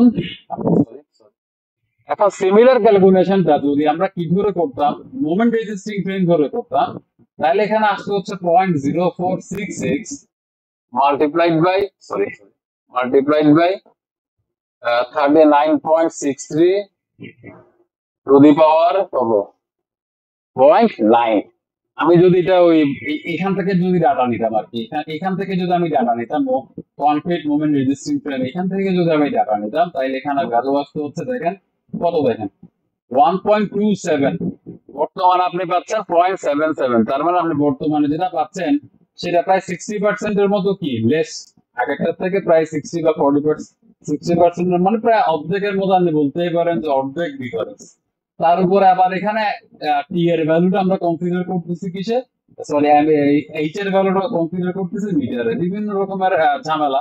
তো দেখা যাচ্ছে যে অনেক সময় আমাদের বিল্ডিং একটা সিম্পল লিফট কোড থাকে, আর আমরা অনেকে সাজেস্ট করতেছি ভাই শেয়ার ওয়াল করারই দরকার নেই, এলসিপি কলম করে। ঠিক আছে, আপনার যদি যেমন বিশেষ করে ইন্ডাস্ট্রিয়াল বিল্ডিং গুলোতে দেখা যাচ্ছে এমনিতেই যা তা অবস্থা, তার উপর যদি আপনি কোড মেনে কাজ করতে চান, তখন হচ্ছে আপনি আপনার হচ্ছে আপনি যদি এটাকে কমপ্লিট মুভমেন্ট রেজিস্টিং ফ্রেম না ধরে দুইটা লিফট করার জন্য যদি আপনি করেন ডুয়াল সিস্টেম ধরে বা অল আদার স্ট্রাকচার আন্ডারে করেন, অনেক বেশি আনইকোনমিক হয়ে যায়। তো যাই হোক, এটা আমি মাথায় দিয়ে রাখলাম, আপনি যখন প্র্যাকটিক্যালি কাজ করবেন একটু বুঝে শুনে চিন্তা ভাবনা করে জাজমেন্টটা করতে পারেন। আচ্ছা, এখন 620 নাম্বার পেজে যাচ্ছে। আমাদেরকে বের করতে হবে যে আমাদের বিল্ডিং এর সিসমিক ডিজাইন ক্যাটাগরিটা কি, সেটা আমাদেরকে বের করতে হবে। আমরা এখানে মাথায় রাখবো যে আমাদের বিল্ডিং এর সিসমিক ডিজাইন ক্যাটাগরি তিনটা আছে, বি, সি, ডি। যদি আপনার সিসমিক ডিজাইন ক্যাটাগরি বি হয়, তাহলে বুঝতে হবে যে আপনার বিল্ডিংটা লো সিসমিক ইন্টেন্সিটি বা এরকম জোনে আছে যেখানে আপনার সিসমিক ইন্টেন্সিটি কম। আপনার যদি সি হয় তাহলে সেটা মডারেট, এবং ডি মানে হচ্ছে স্ট্রিনজেন্ট বা স্ট্রংগেস্ট ডিটেইলিং আপনাকে করতে হবে। তো এই যে আপনি বিল্ডিং এর সিসমিক ডিজাইন ক্যাটাগরিটা বের করবেন, সেটা ডিপেন্ড করবে দুইটা প্যারামিটারের উপরে। একটা হচ্ছে সাইট ক্লাস, আর একটা হচ্ছে আপনি কোন জোনে বিল্ডিংটা ডিজাইন করতেছেন। তাহলে হচ্ছে আপনার 620 নাম্বার পেজ চলে যান, 620 নাম্বার পেজে চলে যান। তো seismic design category of building, এখানে একটা জিনিস বলে দিছে, বিল্ডিং শ্যাল বি অ্যাসাইন্ড, এই যে বি সি অর ডি, আমি যে কথাটা বলতেছিলাম আর কি, আমি এখান থেকে পরেই বলতেছি। Seismic design category B has the most stringent বা স্ট্রংগেস্ট, স্ট্রিনজেন্টের একটা সিনোনিম হতে পারে হচ্ছে strongest. Seismic design category B has the most strongest seismic design detailing, while seismic design category B has the least বা কম seismic design detailing। তার মানে ব্যাপারটা দাঁড়াচ্ছে, যদি seismic design category B বা C তে হয়, তাহলে আপনি হচ্ছে ইতিহাস থেকে সরাসরি রিটার্নিং এ ডিটেইলিং করলে কোনো প্রবলেম নাই। বাট যদি seismic design category D হয়, সেক্ষেত্রে আপনাকে স্ট্রংগেস্ট বা স্ট্রিনজেন্ট বা কনজারভেটিভ ডিটেইলিং করতে হবে। সেক্ষেত্রে আমরা যেটা করি, আমাদের যেমন কোডের মধ্যে কিছু এডিশনাল রিকোয়ারমেন্ট দেওয়া আছে, সেগুলো আপনাকে পড়তে হবে। আমি একটু দেখাই দিচ্ছি। এটার জন্য আপনি যাবেন হচ্ছে যে আমানত স্যারের ওটাতে যাবেন, তাহলে আপনার পড়তে সুবিধা হবে। এখানে স্পেশাল ডিটেইলিং এর জন্য বিভিন্ন কোডে বিভিন্ন রকমের রিকোয়ারমেন্ট আছে। আমাদের কোডের কি রিকোয়ারমেন্ট সেটা আপনি এখানে পাবেন। এখানে আপনি যদি সূচিপত্রটা সার্চ করেন, এখানে হচ্ছে আপনার স্ট্রাকচারাল ডিজাইনের আন্ডারে যান। হ্যাঁ, এই যে detailing of reinforced concrete in, এখানে একটু পড়বেন, ঠিক আছে? এখানে ডিটেইলস যতদূর সম্ভব করবেন, তাহলে আপনি এখান থেকে আইডিয়া পাবেন যে যখন আপনার সিসমিক ডিজাইন ক্যাটাগরি ডি হবে, তখন হচ্ছে যে ডিটেইলিং অফ রেইনফোর্সমেন্ট, এটা যাত্রা এইটা আপনাকে পড়তে হবে। অথবা আপনি আরেকটা কাজ করতে পারেন, এখানে নাদিম স্যারের বইটা আপনাদেরকে দিচ্ছে কিনা আপনি ধরেন, নাদিম স্যারের বইতে একটা ইয়ে আছে, চ্যাপ্টার আছে এই কোডের, এটা আমার ঠিক স্মরণ নাই, এখানে আছে বইগুলো দিয়ে দিচ্ছি আমি আপনাদেরকে। আচ্ছা, আগে এটা দেখি, এটা যখন লাগে তখন এটা নিয়ে গেছে। এখানে আপনার এই চ্যাপ্টারটা পড়লেও আপনি খুব ভালো বুঝতে পারবেন। এখানে নাদিম স্যারের যে বইটা, এখানে যদি আপনি একবার পরে একেবারে খুব ইয়ে করে ফেলছেন, কলম ডিজাইন নিয়ে কাজ করতে হবে আমার মাথায় ধরেছে নাকি। এই যে সিসমিক ডিজাইন অফ,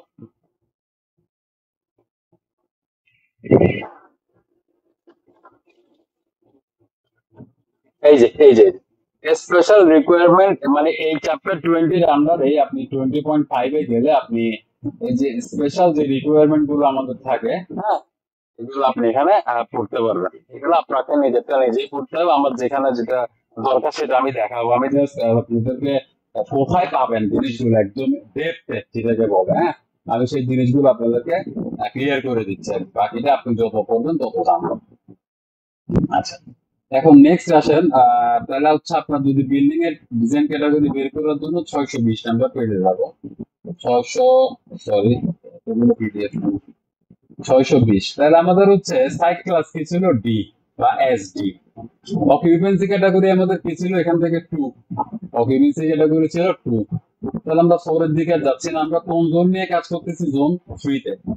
তাহলে এই বরাবর যদি নিচে আসি এবং এই বরাবর যদি এই পাশে আসি, আমাদের এখানে আমরা ডি তে ইন্টারসেক্ট করবে, ডি তে ইন্টারসেক্ট করবে। তার মানে হচ্ছে ডিপেন্ড করতেছে সাইট ক্লাসের উপরে এবং অকুপেন্সি ক্যাটাগরির উপরে। তাহলে এই দুটো জিনিস যেখানে ইন্টারসেক্ট করতেছে, এটা হচ্ছে আমার সিসমিক ডিজাইন ক্যাটাগরি ডি। তার মানে হচ্ছে আমাদের বিল্ডিং এর যেটা ডিজাইন ক্যাটাগরি, সেটা মানে কন্টিনিউ করতে গেলে আমাদেরকে স্ট্রংগেস্ট ডিটেইলিং ফলো করতে হবে। আপনার কোন ক্ষেত্রে এই জিনিসটা চেঞ্জ হতে পারতো, এটা নিয়ে যদি একটু কথা বলি। যদি আপনি ধরেন না ঢাকাতে কাজ করতেছেন, হ্যাঁ, আপনার সাইট ক্লাস হচ্ছে এসসি অথবা এসবি, আমরা এরকম অ্যাভেলেবল বিল্ডিং করছি যেখানে এসপি এর ভ্যালুটা 50। তো ঢাকার দিকে যখন আমরা বিল্ডিং করি, সাইট ক্লাস যদি আমাদের যদি বি বা সি তে হয়, ঠিক আছে, তাহলে আমার হচ্ছে এখানে এটা সি ইন্টারসেক্ট করবে। তাহলে আপনি সেক্ষেত্রে মডারেট টাইপ বিল্ডিং ধরে এটাকে ইন্টারমিডিয়েট বিল্ডিং ধরে এটাকে কাজ করতে পারবেন। আর যদি জোন 1 হয় তাহলে তো অনেক বেশি ফ্যাসিলিটি আছেই। আর জোন 4 এর ক্ষেত্রে খেয়াল করে দেখেন এখানে কোনো বি সি ডি নাই। জোন 4 মানেই হচ্ছে কি, কোনটা হয়ে গেল, জোন 4 মানেই হচ্ছে, জোন 4 মানেই হচ্ছে কি আপনাকে করতে হবে সিসমিক ডিজাইন ক্যাটাগরিটা কি ডি নিয়ে কাজ করতে হবে, আর কোনো এখানের মধ্যে কোনো বিষ নেই। এখন এরপরে যেটা সেটা আমরা দেখি, এখানে আর ওমেগা সিডি এই ভ্যালু গুলো বের করার জন্য 624 নাম্বার পেজে যেতে হবে। 624 এখানে দেখেন একটা হচ্ছে বেয়ারিং ওয়াল সিস্টেম, বেয়ারিং ওয়াল সিস্টেম, এরপরে হচ্ছে কি বিল্ডিং ফ্রেম সিস্টেম, এরপরে হচ্ছে কি উইথ কি বলছে ব্রেসিং আর কি শিয়ার ওয়াল। হ্যাঁ, এরপরে বলতেছে মোমেন্ট রেজিস্টিং ফ্রেম, অর্থাৎ কোনো কি নাই, শিয়ার ওয়াল নাই। ওকে, অর্থাৎ যাবতীয় মোমেন্ট ক্যারি করবে কে, যাবতীয় মোমেন্ট ক্যারি করবে হচ্ছে ফ্রেম এবং বিমের যে জয়েন্ট, ওরাই ক্যারি করে নেবে। হ্যাঁ, আচ্ছা। এরপরে বলতেছে আমাদের আসলে চার্টে এটাকে সি যেটা সেটাকে বি তে যাওয়া দরকার ছিল। আচ্ছা যাই হোক, দিছে যখন দিছে, লাস্টে হচ্ছে ডুয়েল সিস্টেম, লাস্টে হচ্ছে কি ডুয়েল সিস্টেম। আচ্ছা, এখন এইগুলোর মধ্যে একটু ডিফারেন্স কি ভেরিয়েশন কে আমার একটু বুঝাইতে হবে, সো আমি কলটা কাইটা আবার চেক করতেছি।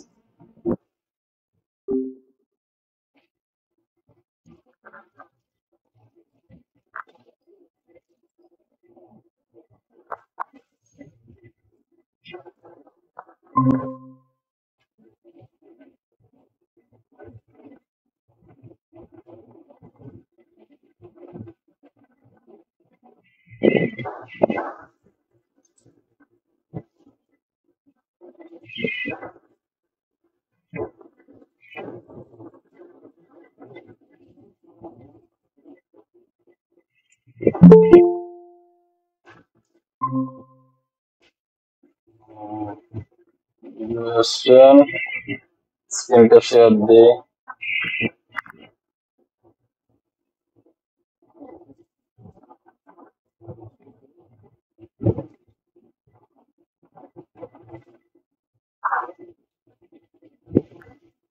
না, ফোন কোথায় চলে গেল?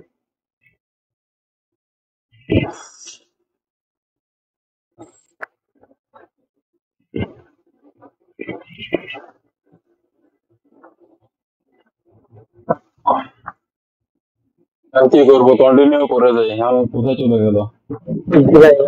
হয়তো বা একটু নেটের প্রবলেম।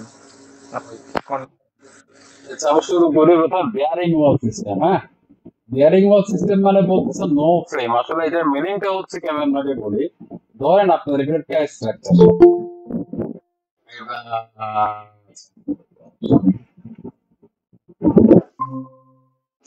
প্রথমে আমরা ডিসকাস করতেছি বিয়ারিং ওয়াল সিস্টেম। আমি একটু সংক্ষেপ করে বলতেছি, এগুলা আপনি জিনিসটা অংশটুকু একটু খেয়াল করেন।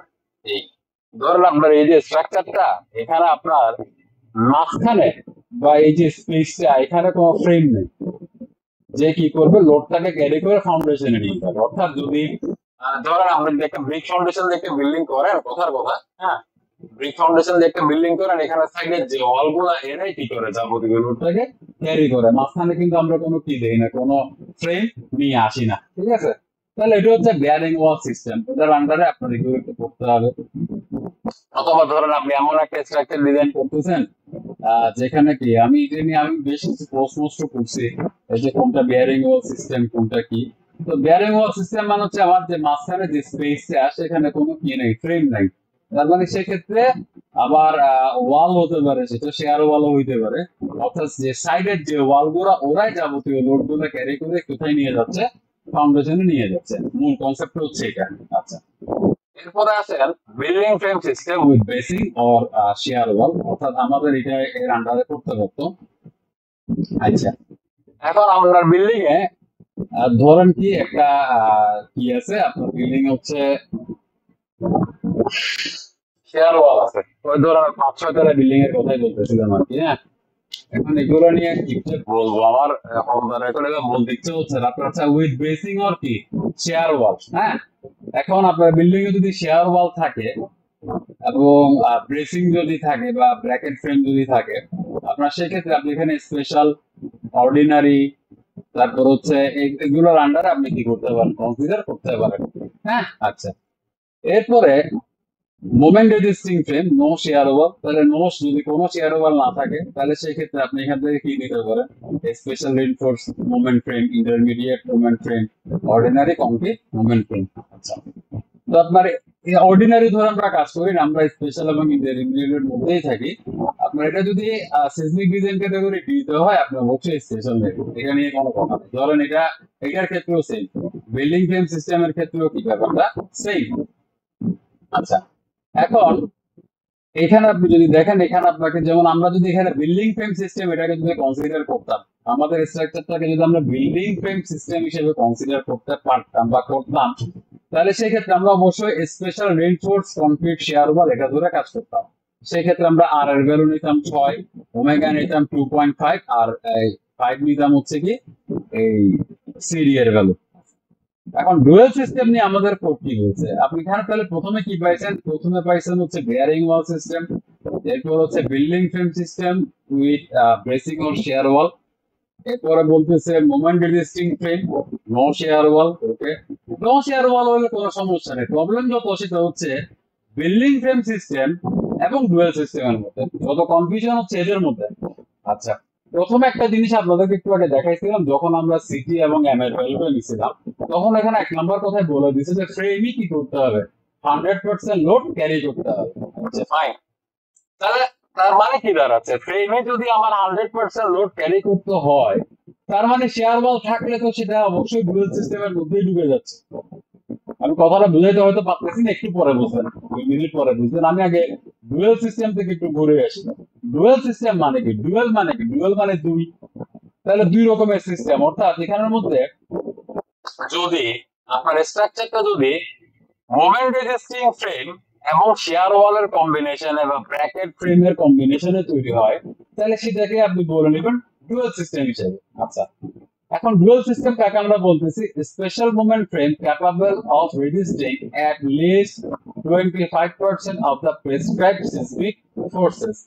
অর্থাৎ আপনার স্ট্রাকচার, ধরেন আমি এটা ধরে বুঝাই, আমার বিল্ডিং এ যতগুলো কলাম আছে, এরা যদি 25 কলাম বা বিম আছে, যেটাই বলি ফ্রেম আছে আর কি, এরা যদি 25% লোড ক্যারি করতে পারে, টোটাল ল্যাটারাল লোডের যদি 25% যদি এরা ক্যারি করতে পারে, তাহলে আপনাকে কি ধরতে হবে, এটা ডুয়াল সিস্টেমের আন্ডারে কি করতে হবে, কনসিডার করতে হবে। আচ্ছা, এরপরে এইটার আন্ডারে আবার কি আছে, স্পেশাল আছে, অর্ডিনারি আছে। আমরা অর্ডিনারি নেওয়ার প্রশ্নই উঠে না, আমরা এখান থেকে স্পেশালই নিব।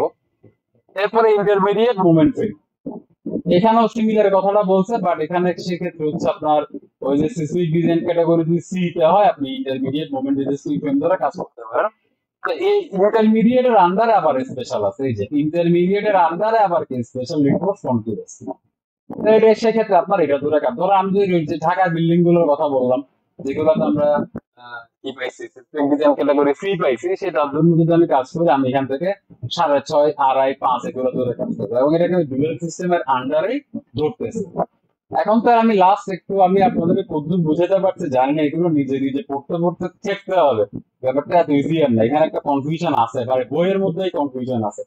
এরকম প্রথমে ওরা বলে দিছে যে আমার এখানে যে ফ্রেম গুলো থাকবে, ওরা যদি 100% লোড ক্যারি করতে পারে, সেই ক্ষেত্রে আপনি এটাকে কনক্রিট মোমেন্ট রেজিস্টিং ফ্রেম হিসেবে কনসিডার করেন। আচ্ছা, ওইটার আলাপ ওইখানে শেষ করে আসছি, মনে করেন আপনার এখানে ফ্রেম এবং শেয়ার ওভার দুইজনে মিলে আমার কি করতেছে, এই ফ্রেম এবং শেয়ার ওভার দুইজনে মিলে আমার এখানে টোটাল লোডটা ক্যারি করতেছে, তাই আমরা এখানে অল আদার স্ট্রাকচার ধরছি। তাহলে অল আদার স্ট্রাকচার ধরার মানেই হচ্ছে আপনাকে এখানে আসলে ডুয়াল সিস্টেম ধরে কাজ করতে হবে আপনাকে, আর এখানে এই যে building frame system with basin of share over এটা আসলে আর খাটে না। তারপরেও আমি আপনাকে ইনফরমালি বলি, যদি আপনি ছোটখাটো বিল্ডিং ডিজাইন করেন, যেখানে হচ্ছে আপনার ওই যে ইস্যুটা বললাম আর কি, যদি আপনার একটা শেয়ার ওয়াল বা একটা ফ্লোর আছে, ওটার জন্য হয়তো আপনি এখানে ডুয়াল সিস্টেম বাদ দিয়ে এখান থেকে আপনি বিল্ডিং সিস্টেম ধরে কাজ করতে পারেন। আমরা হাই রাইজ বিল্ডিং বা একটু ডিফারেন্ট ক্যাটাগরির কোনো বিল্ডিং বা সিসমিক জোন 3 তে বা 4 এ যদি কোনো বিল্ডিং ডিজাইন করেন, তাহলে আপনি হচ্ছে সেটাকে এই যে ডুয়াল সিস্টেমের আন্ডারে কনসিডার করা। হ্যাঁ, কিন্তু আপনাকে যে কোনো ভাইভাতে কিন্তু যে কেউ এটা আটকানোর জন্য প্রশ্নই করবে, এটা বর্তমানে ট্রেন্ডিং আছে বিএমএসসি কোড আপলোড হওয়ার পরের থেকে, বা ট্রেন্ডিং আছে যে আসলে ডুয়াল সিস্টেম বলতে কি বুঝতেছেন তাই? ডুয়াল সিস্টেম মানেই তো যারা গেছে তাহলে কি শেয়ার ওয়াল এবং যদি ফ্রেম থাকে তাহলে ডুয়াল সিস্টেম। তাহলে এখানে যে special movement frame capable of resisting at least 25% এই সমস্ত ভেজাল না লাগাইলেও পারতো। আমি সংক্ষেপ করে বলি, এগুলো আপনি একটু পড়বেন, জানবেন, বুঝবেন, সময়ের সাথে সাথে আরো কনসেপ্ট ক্লিয়ার হবে। সংক্ষেপ করে যদি বলি, আপনি যদি ছোটখাটো কোনো বিল্ডিং এর লিফট দেন তাহলে বলবো যে আপনি এখানে বিল্ডিং ফ্রেম সিস্টেম নিয়ে কাজ করেন। হ্যাঁ, কারণ তা না হলে ডুয়েল সিস্টেম ধরলে অনেক বেশি শেয়ার ফোর্স চলে আসে, টাইম পিরিয়ড কমে যায়, নানান রকমের সমস্যা। আর যদি আপনি সিজমিক ইন্টেন্সিটি বেশি অর্থাৎ জোন 3 বা 4 নিয়ে কাজ করেন, তখন আপনি হচ্ছে এখানে ডুয়েল সিস্টেম নিয়ে কাজ করেন। বাট কেউ যদি আপনাকে কোয়েশ্চেন করে, তখন আমাকে বলতে হবে যদি আমার ফ্রেম গুলা 25% লোড ক্যারি করার ক্যাপাসিটি থাকে তাইলে সেটা হচ্ছে কি ডুয়াল সিস্টেম। যদি 25% এর কম হয় তাহলে সেটা কি না, ডুয়াল সিস্টেম না। ব্যাপারটা হচ্ছে এরকম। তার মানে আমি যদি এখন বলি, আবার এখানে যদি আমি যাবতীয় ফ্রেমকে শেয়ার ওয়াল করে দিই, যাবতীয় ফ্রেমকে যদি শেয়ার ওয়াল করে দিই, ঠিক আছে, তাহলে এটাকে আমি ডুয়াল সিস্টেম কনসিডার না করলেও পারতাম। আমি সেক্ষেত্রে এটাকে কি করতে পারতাম, বিল্ডিং ফ্রেম সিস্টেম কনসিডার করতে পারতাম। আমি বুঝাতে পারতেছি কিনা জানি না। যেহেতু এখানে দুই রকম ঢুকে গেছে, তাইলে এই ক্ষেত্রে ভেজাল। হয় আমাদের যেটা সাজেস্ট করতেছে আসলে, হয় আপনি সব কলাম ধরে করেন, না হলে সব শেয়ার ওয়াল ধরে করেন।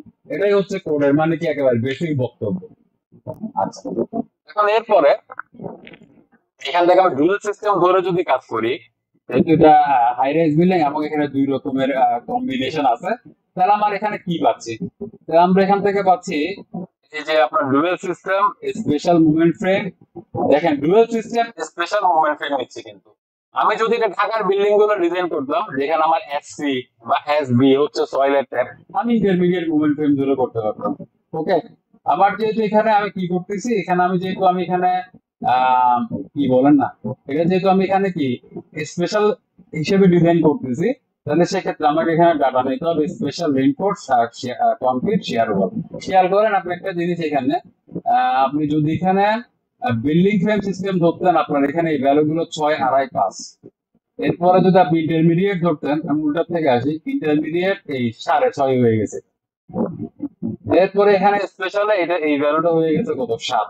হ্যাঁ, এটার উপরে যত কাহিনী ডিপেন্ড করতেছে আর কি। আপনার এই ভ্যালুটা যত বাড়বে তত বেশি আপনার এটা টিকে রাখাটা তত বেশি কষ্ট হবে।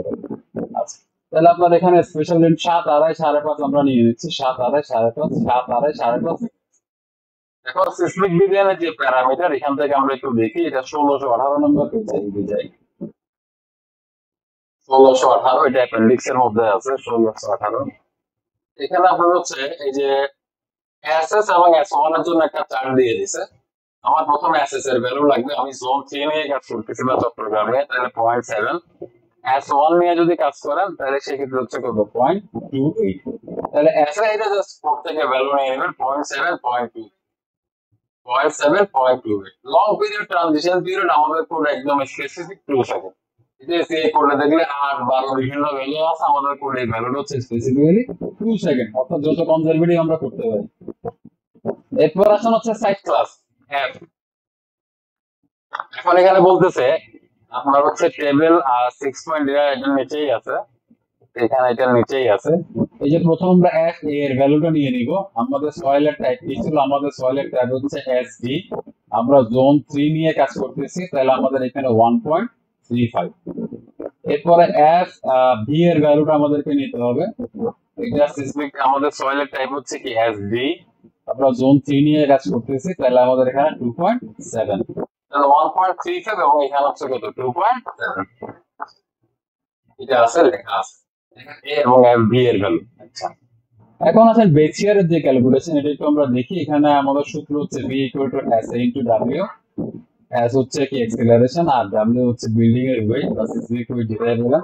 এখন s বের করার সূত্র হচ্ছে 2/3 zi / r * cs। এখানে সবগুলো ভ্যালু আমাদের নন, শুধু আননোন হচ্ছে cs এর ভ্যালুটা। এই cs এর ভ্যালু বের করতে গিয়ে আমাদের একটা ক্যালকুলেশন পারে দিয়ে আসতে হবে। আমরা এখানে সিসমিক জোন কোএফিসিয়েন্ট 0.28 ঠিক আছে, ইম্পর্টেন্স ফ্যাক্টর 1 ঠিক আছে, রেসপন্স রিডাকশন ফ্যাক্টর এটাও ঠিক আছে 7 নিছি না, হ্যাঁ এটা 7 নিছি, ঠিক আছে। আর ভ্যালু 7 নিছি, এটা বের করতে হবে। এখন লিখতেছি we have already the value of time period. আচ্ছা আমরা এখানে টাইম পিরিয়ড পাচ্ছি কত, 0.77। ফর্মুলা আছে কিনা আমি জানি না, 0.77। এরপর হচ্ছে এখানে 619। ওকে, এখানে আমাদের সয়েলের যে টাইপ সেটার উপর ভিত্তি করে একটা চার্ট দেওয়া আছে। টিএ, এটা টিএ না, এটা হবে টিবি, টিবি, টিসি, টিটি। এটার জন্য আমাদের কিছু একটা চার্ট দেওয়া আছে, এটা আমরা এখন দেখবো। এখানে হচ্ছে এই জিনিসটা আমরা কোথায় পাবো, 619 নাম্বার পেজে পাবো, 619 নাম্বার পেজে পাবো। এখানে এই যে এস এর ভ্যালু, আমরা সয়েলের টাইপ, প্রথমে কি আমাদের সয়েলের টাইপ এসডি, তাহলে আমার এখানে এস এর ভ্যালু হবে কত, 1.35, টিবি এর ভ্যালু হবে কত, 0.20, টিসি হবে 0.8, টিবি হবে 2। আচ্ছা, তাহলে এখানে 1.35 প্রথমে নিচ্ছি, 1.35। ওকে, টিবি এর ভ্যালু হচ্ছে কত, 0.20, 0.82। ওকে, এখন আমরা যদি এখানে আমাদের এটাকে একটা চার্টের মধ্যে ফেলতে চাই, আমাদের যে টি এর ভ্যালু দেখতেছেন 0.77, এটা টিসি এর থেকে বড় নাকি ছোট, দেখি বলেন, নাজমুল বলেন। আমাদের এখানে টি সি এর ভ্যালু কত, টি সি এর ভ্যালু হচ্ছে 0.8, আর আমাদের যে টি সেটা হচ্ছে 0.77। তাহলে আমাদের ক্যালকুলেট করা টি এবং টি সি এই দুজনের মধ্যে কে বড়, 0.77 এবং 0.80 এর মধ্যে কে বড়, বড় হচ্ছে 0.77 0.77 বড় না, কি কথা বলবেন, অবশ্যই কি 0.80 বড়, ঠিক আছে। তার মানে আমাদের হচ্ছে, আমাদের এই ক্যালকুলেশনটা দাঁড়াচ্ছে, আমাদের এটা ক্ষেত্রে হবে এটা টিবি এর থেকে বড়। টিবি এর ভ্যালু দেখেন 0.20, টিবি এর ভ্যালু হচ্ছে কত, 0.20। এই যে আমাদের যে টি, সেটা টিবি এর থেকে বড়, কিন্তু টিবি এর থেকে ছোট। আচ্ছা, টিবি এর থেকে ছোট এটা তো ফাইন, এটা তো ঠিকই আছে, বাট এটা টিসি এর থেকেও কিন্তু ছোট, এটা টিসি এর থেকেও কিন্তু ছোট। আমাদের টিসি এর ভ্যালুটা কত, 0.80। এটা কেন লাগতেছে, কে কার থেকে বড়, কে কার থেকে ছোট, এটা কেন লাগতেছে, এটার উপর ডিপেন্ড করবে এই যে নিচের ইকুয়েশনটা। এটা আমি আগে যে ইকুয়েশন ধরে কাজ করছি, আপনি ওই ইকুয়েশন ধরে কাজ করতে পারতেছেন না, এটা অন্য একটা বিল্ডিং ধরে নেন আপনি, আপনার এক্ষেত্রে ইকুয়েশনটা চেঞ্জ হবে। এটা 615 নম্বর পেজে আপনাকে যেতে হবে, ইকুয়েশনটা কি হবে, হ্যাঁ 615 নম্বর পেজে যদি আপনি যান, 615 নম্বর পেজে যদি আপনি যান, আজকে মাথা ঘুরে যাওয়ার কথা, আমি জানি না কত দূর ঘুরতেছে। 615 নম্বর পেজে যদি আপনি যান, ঠিক আছে, এখানে দেখেন সিএস বের করার জন্য বিভিন্ন সূত্র দিচ্ছে। তো আমাদের যে টি সেটা কিন্তু টি বি এর থেকে বড়, টি সি এর থেকে ছোট। তার মানে আমাকে এই ইকুয়েশনটা ধরে কাজ করতে হবে। ফর এক্সাম্পল, যদি এখানে আমি টি এর ভ্যালুটা এরকম পাইতাম যে ধরেন 0.85, কথার কথা বলতেছি আমি, টি এর ভ্যালুটা পেলাম হচ্ছে 0.85, কথার কথা, তাহলে সেই ক্ষেত্রে কিন্তু আমার এখানে দাঁড়াইতো কিরকম জিনিসটা, এই যে যদি 0.85 লিখি, এখানে 0.85 যদি লিখি, তাহলে আমার এটা কিন্তু আর টিবি তখন আমার আর কনসিডারেশন আসতো না, কারণ অলরেডি আমি বি কে পার করে চলে গেছি। তখন আমার এখানে কনসিডারেশনে আসতে হচ্ছে টিসি এর থেকে বড়, কারণ টিসি এর ভ্যালু হচ্ছে সেই ক্ষেত্রে কত হতো, 0.80 হতো, আর টিডি এর ভ্যালু হতো কত, 2 সেকেন্ড। তখন আমি এখান থেকে ইকুয়েশন নিতাম হচ্ছে, তখন এখান থেকে আমি ইকুয়েশন নিতাম হচ্ছে এটা, অর্থাৎ টিসি এর থেকে বড়, টিডি এর থেকে ছোট। বাট এখন যেহেতু আমরা এখানে বি এর থেকে বড়, সি এর থেকে ছোট, আমার এখানে ইকুয়েশন নিতে হবে কোনটা, এটা। আমি এখানে দেখো ব্যাকে যাই, কন্ট্রোল জেড দিলে তো ব্যাক হওয়ার কথা, আমাদের এখানে নিতে হবে এটা আমাদেরকে, ঠিক আছে, এটা ধরে কাজ করতে হবে। তার মানে ওই সূত্রে আপনার এখানে যে সূত্রটা হচ্ছে 2.5 এস এটা, এই যে এই টার্মটা নাই, এই যে মাল্টিপ্লি, এই যে এটা দেখতেছেন এটা নাই, আমার যে সূত্রটা হচ্ছে এটা ছাড়া, হ্যাঁ। তাহলে আমি জাস্ট এখানে নিচে এটা এখানে কাটতেছি, এটা আপনি 615 নম্বর পেজে গেলে পাবেন, এটা জাস্ট স্ক্রিনশট এনে আমি এখানে বসাইছিলাম আর কি, হ্যাঁ। তো আপনি এখান থেকে জাস্ট ক্যালকুলেট করবেন এইভাবে, 2.5 এস এটা, এখানে এই টার্মটা বাদ যাবে, তাহলে 2.5 বসাইলাম, এস এর ভ্যালু আমরা একটু আগে পাইছি, এখানে এই যে এস এর ভ্যালু 619 নাম্বার পেজ থেকে নিয়ে আসছি 1.35, এটা আপনি এখানে বসাবেন। আর এখানে ইটার ভ্যালুটা বলে দিচ্ছে 5% ড্যাম্পিং এর জন্য আপনার কত, ইটার ভ্যালু হচ্ছে কত 1। তো এই যে ড্যাম্পিং এর এই ভ্যালুটা কি চেঞ্জ হতে পারে 5% এর বেশি? কারণ আমরা 5% এর জন্যই কাজ করবো আর কি, ঠিক আছে। অথবা আপনি যদি চান এখান থেকে এগুলো অনেক ভেজাল করে বের করতে, আপনি 1 ধরে কাজ করবেন, ইটার ভ্যালুটা 1 ধরে কাজ করুন। এখানে আমি লিখে রাখছি আপনার যদি 5% এর বেশি ড্যাম্পিং থাকে, বাট আলটিমেটলি নন নেসেসারি। এইটুকু করেই হচ্ছে আপনি যে ক্লায়েন্ট আপনাকে একবার কাজ দিবে সে দ্বিতীয়বার দেওয়ার আগে একবার চিন্তা করবে, আপনি যদি এত কোড ফলো করেন আর কি। সেগুলো আমরা পরে ইনফরমালি কথাবার্তা বলবো। এখানে আমার এটা তাহলে আমার এখানে সূত্র কি দাঁড়াচ্ছে, এখানে এই গ্রামটা বাদ যাচ্ছে, টিসি বাই টি, এই গ্রামটা কি হয়ে যাচ্ছে, বাদ চলে যাচ্ছে। তাহলে আমরা জাস্ট ক্যালকুলেট করতেছি এভাবে 2.5 ইনটু 1.35 এস ইনটু এটা তো 1, এটা দরকার নেই।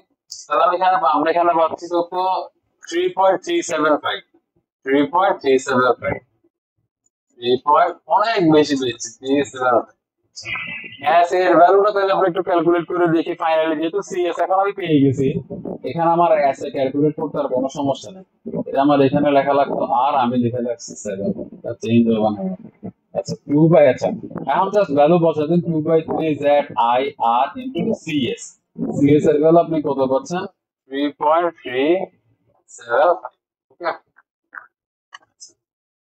তাহলে এখান থেকে আমরা যদি এটা করি 2 ইনটু 0.28 into 3.375 divided by 3 সাথে 21, হ্যাঁ।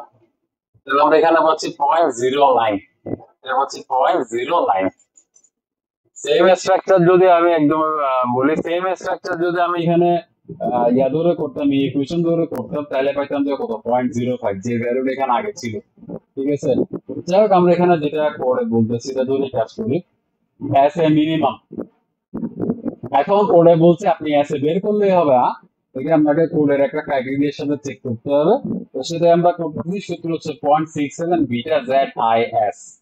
আচ্ছা তাহলে এখানে 0.67 ইনটু বিটার ভ্যালুটা হচ্ছে স্পেসিফিক, এটা আমি এখানে কোথায় যেন লিখে রাখতে নিচে মনে হয়, এই যে কোড থেকে নিয়ে আসছি। বিটার ভ্যালুটা হচ্ছে 0.11, এই যে দেখতেছেন এখানে 0.11 বসাইলাম, এখানে জেড এর ভ্যালু বসালাম, এখানে আই এর ভ্যালু বসালাম, এখানে এস এর ভ্যালু বসালাম, ঠিক আছে। আচ্ছা এরপরে এখানে আমি যদি ক্যালকুলেট করি, এখানে আমি দেখতেছি যে 0.67 ইনটু এখানে 0.11 ইনটু 0.28 ইনটু 1.35, এখানে মাত্র এটা 0.027 বা এখানে আপনি 0.0 যেটা আছে এটা 0.0278। এরপর আপনাকে দেখতে হবে এই এস এ এবং এস এ মিনিমাম, এই দুজনের মধ্যে কে বড়, যে বড় তাকে নিয়ে আপনাকে সামনে দিকে আগাইতে হবে। তো আমাদের এই দুজনের মধ্যে কে বড়, এটা বড়, 0.09 বড়, তাহলে আমি সামনে যাব হচ্ছে 0.09 কে বেস করে। তাহলে এখানে ফ্রেন্ডস আমরা ওকে লিখবো, আমরা লিখবো উই উইল ফরওয়ার্ড বা উই উইল মুভ, যেটাই লেখেন ফরওয়ার্ড উইথ এস। আচ্ছা ঠিক আছে, আমরা এস এ মিনিমাম নিয়ে আমরা আগাচ্ছি না, আমরা এস এ মিনিমামটাকে এখন ইকুয়াল করতেছি এস এ যেটা, সেটা নিয়ে আমরা সামনের দিকে আগাই যাচ্ছি। তাহলে আমাদের সূত্র ছিল v equal to S A into W, এখান থেকে আমরা একটা রেশিও বের করতেছি, v ডিভাইডেড বাই ডব্লিউ যদি করি, এখানে আমরা এস এ পাচ্ছি। এখন আমরা এখানে 0.09 বসাবো, অর্থাৎ সিমিলার স্ট্রাকচার যদি আপনি একটু অন্য কনসেপ্টে চিন্তা করেন, আমরা বেস শেয়ার আসতো মাত্র 5.14%, বাট আপনার এটাকে ডুয়াল সিস্টেম কনসিডার করতেছে, এই জন্য আপনার এখানে বেস শেয়ার প্রায় 40% এর মতো বেড়ে যাচ্ছে, কিছু করার নেই 0.09। তাহলে এখানে আপনাকে 9% বেস শেয়ার ধরে কি করতে হবে, আপনাকে আপনার স্ট্রাকচারটা ডিজাইন করতে হবে। এটা আমরা দেখবো ফাইনালি ইটেক্স থেকে যে আমরা এখানে আসলে 9% পাচ্ছি কিনা। যদি আপনি ডাটা ভুল ইনপুট না করেন তাইলে এখানে হচ্ছে 9% এর কমে পাওয়ার কোনো সুযোগ নাই, অনেক সময় আমরা ভুল করে ফেলি, তাই জিনিসটা আমাদের মাথায় রেখে চলতে হবে। তার বেশিক্ষণ লাগবে না, এখন আমি ডিফাইনে যাচ্ছি, লোড প্যাটার্নে যাচ্ছি, প্রথমে EQX এ যাচ্ছি, মডিফাইতে যাচ্ছি। এক্স নিয়ে যখন আপনি কাজ করতেছেন তখন আপনার এখানে ওয়াই এর কোনো কাজ নেই, এক নাম্বার কথা। এখানে আমি ওয়াই কে কি করে দিলাম, আনচেক করে দিলাম। এখন এক্স এর মধ্যে আপনি 3টা ধরে কাজ করতে পারেন, কোনো সমস্যা নেই, বাট আপনি চাইলে এটাকে ইগনোর করতে পারেন। এক্স ডাইরেকশন যেটা এখানে দেখতেছেন এটাকে ইগনোর করতে পারেন, কিন্তু এই দুইটাকে আপনি ইগনোর করতে পারবেন না। কেন? আমাদের কোডে বলে দিছে যে আমি যখন আলটিমেট কন্ডিশনে বিল্ডিং ডিজাইন করব তখন আমাকে মিনিমাম 5% ইসেন্ট্রিসিটি রাখতে হবে। আমি যদি এগুলোকে অফ করে দিই তাহলে দেখেন যদি এটাকে চালুও রাখি, এক্স ডাইরেকশনকে চালুও রাখি, ইসেন্ট্রিসিটি কিন্তু অফ। তাহলে আমার ইসেন্ট্রিসিটি অন করতে গেলে আমার এখানে ইসেন্ট্রিসিটি এটা x direction plus eccentricity minus eccentricity নিয়ে কাজ করতে হবে। টাইম পিরিয়ড যদি দেখি, আমরা এখানে ইউজার ডিফাইন আমরা 0.77 ক্যালকুলেট করছি, এটা দিয়ে দেব।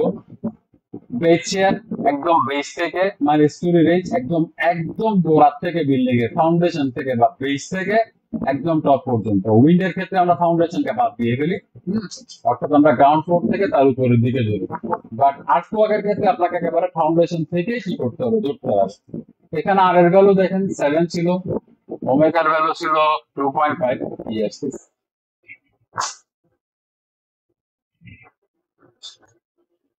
আমি আবার মডিফাইতে যাচ্ছি। এক্স ডাইরেকশন নিয়ে যখন কাজ করবেন তখন ওয়াই এর কোনো কাজ নাই, এক নম্বর কথা। এক্স ডাইরেকশন এটা আমরা বাদ দিয়ে দিচ্ছি, আমরা প্লাস এবং মাইনাস ইসেন্ট্রিসিটি ধরে কাজ করতেছি। টাইম পিরিয়ড 0.77, স্টোরি রেঞ্জ একদম বটম থেকে একদম টপ পর্যন্ত এটা ছিল 7, এরপর 2.5 5.5 মনে হয় নাকি 7 2.5 5.5, হ্যাঁ 2.5 5.5। এই যে এই তিনটা ভ্যালু দিচ্ছি, 7 2.5 যত 2.5 5.5। এরপরে এসএস এর ভ্যালু ছিল আমাদের কত, আমরা এসএস এর ভ্যালুটা দেখি। এসএস এর ভ্যালু 0.7, S1 হচ্ছে 0.28, এসএস হচ্ছে 0.7, এটা হচ্ছে কত 0.28। লং পিরিয়ড ট্রানজিশন পিরিয়ড এটা 2। ওকে, যেটা শুরুতেই বলছে। সাইট ক্লাস এখানে এফ কেন ধরতে বলছে, আপনি এখানে আমার ইয়াতে দেখবেন, ওই যে ওয়ার্ড ফাইলে দেখবেন যে আমি এখানে সাইট ক্লাস এফ ধরতে হবে। কেন? এটা আমরা নিশ্চয়ই জানেন, A B C D E পর্যন্ত আমার এখানে কোনো চেঞ্জ করা যাচ্ছে না, এই ভ্যালুগুলো এসে করে ডিফল্ট ভ্যালু। আমরা তো জোড়া তালি দেবো ইঞ্জিনিয়ার, আপনার এখানে এফ থেকে আগাইতে হবে। হ্যাঁ, এফ থেকে আগাইতে হবে। এফ এ ইকুয়াল টু, আমার এখানে ভ্যালু পাইছিলাম কত, এফ এ ইকুয়াল টু হচ্ছে আপনার 1.35, এফ বি হচ্ছে 2.7। তাহলে আমরা 1.35 দিয়ে দিলাম, হচ্ছে 2.7। তাহলে এই হচ্ছে মোটামুটি এক্স ডাইরেকশনের জন্য আমার আর্টওয়ার্ক ডিফাইন করা। ওয়াই এর জন্য যখন করবো আরেকটু ক্লিয়ার হবে। ওয়াই তে গেলাম, মডিফাইতে গেলাম, ওয়াই নিয়ে যখন কাজ করবো তখন এখানে এক্স এর কোনো ফাংশন নেই, ওয়াই ডাইরেকশন যেটা সিঙ্গেল এটা বাদ দিয়ে দিতে পারতেছি। টাইম পিরিয়ড এখানে আমার ছিল 0.77, স্টোরি রেঞ্জ একদম বটম থেকে একদম টপ পর্যন্ত, আর এর ভ্যালু ছিল 7 2.5 5.5। এসএস এর ভ্যালু ছিল কত 0.7 0.28। Long period transition period 2। Side class ধরতে হবে আপনাকে এফ, এটা হচ্ছে 1.35, এটা হচ্ছে 2.7। এর মধ্যে দিয়ে আমরা এখানে কি করে ফেললাম, আর্টওয়ার্ক ডিফাইন করা কমপ্লিট করে ফেললাম। আসলে এটা এত ইজি না যে আপনি এক ইয়েতে 100% কি করবেন মানে ক্যাচ করে নেবেন। যদি আপনারা মোটামুটি ঘাটাঘাটি করে থাকেন তাহলে হয়তো বা 60 বা 70% নেওয়া নিতে পারার কথা, আদারওয়াইজ এক ধাক্কায় এইভাবে করে নেওয়া পসিবল না, কিছু জায়গায় জটিলতা আছে। তো আমি সাজেস্ট করবো যে আপনারা প্র্যাকটিস করতে থাকেন আর কি। হ্যাঁ, এবং যেখানে আপনাদের কনফিউশন যা আছে এগুলো আপনারা আমার সাথে শেয়ার করবেন।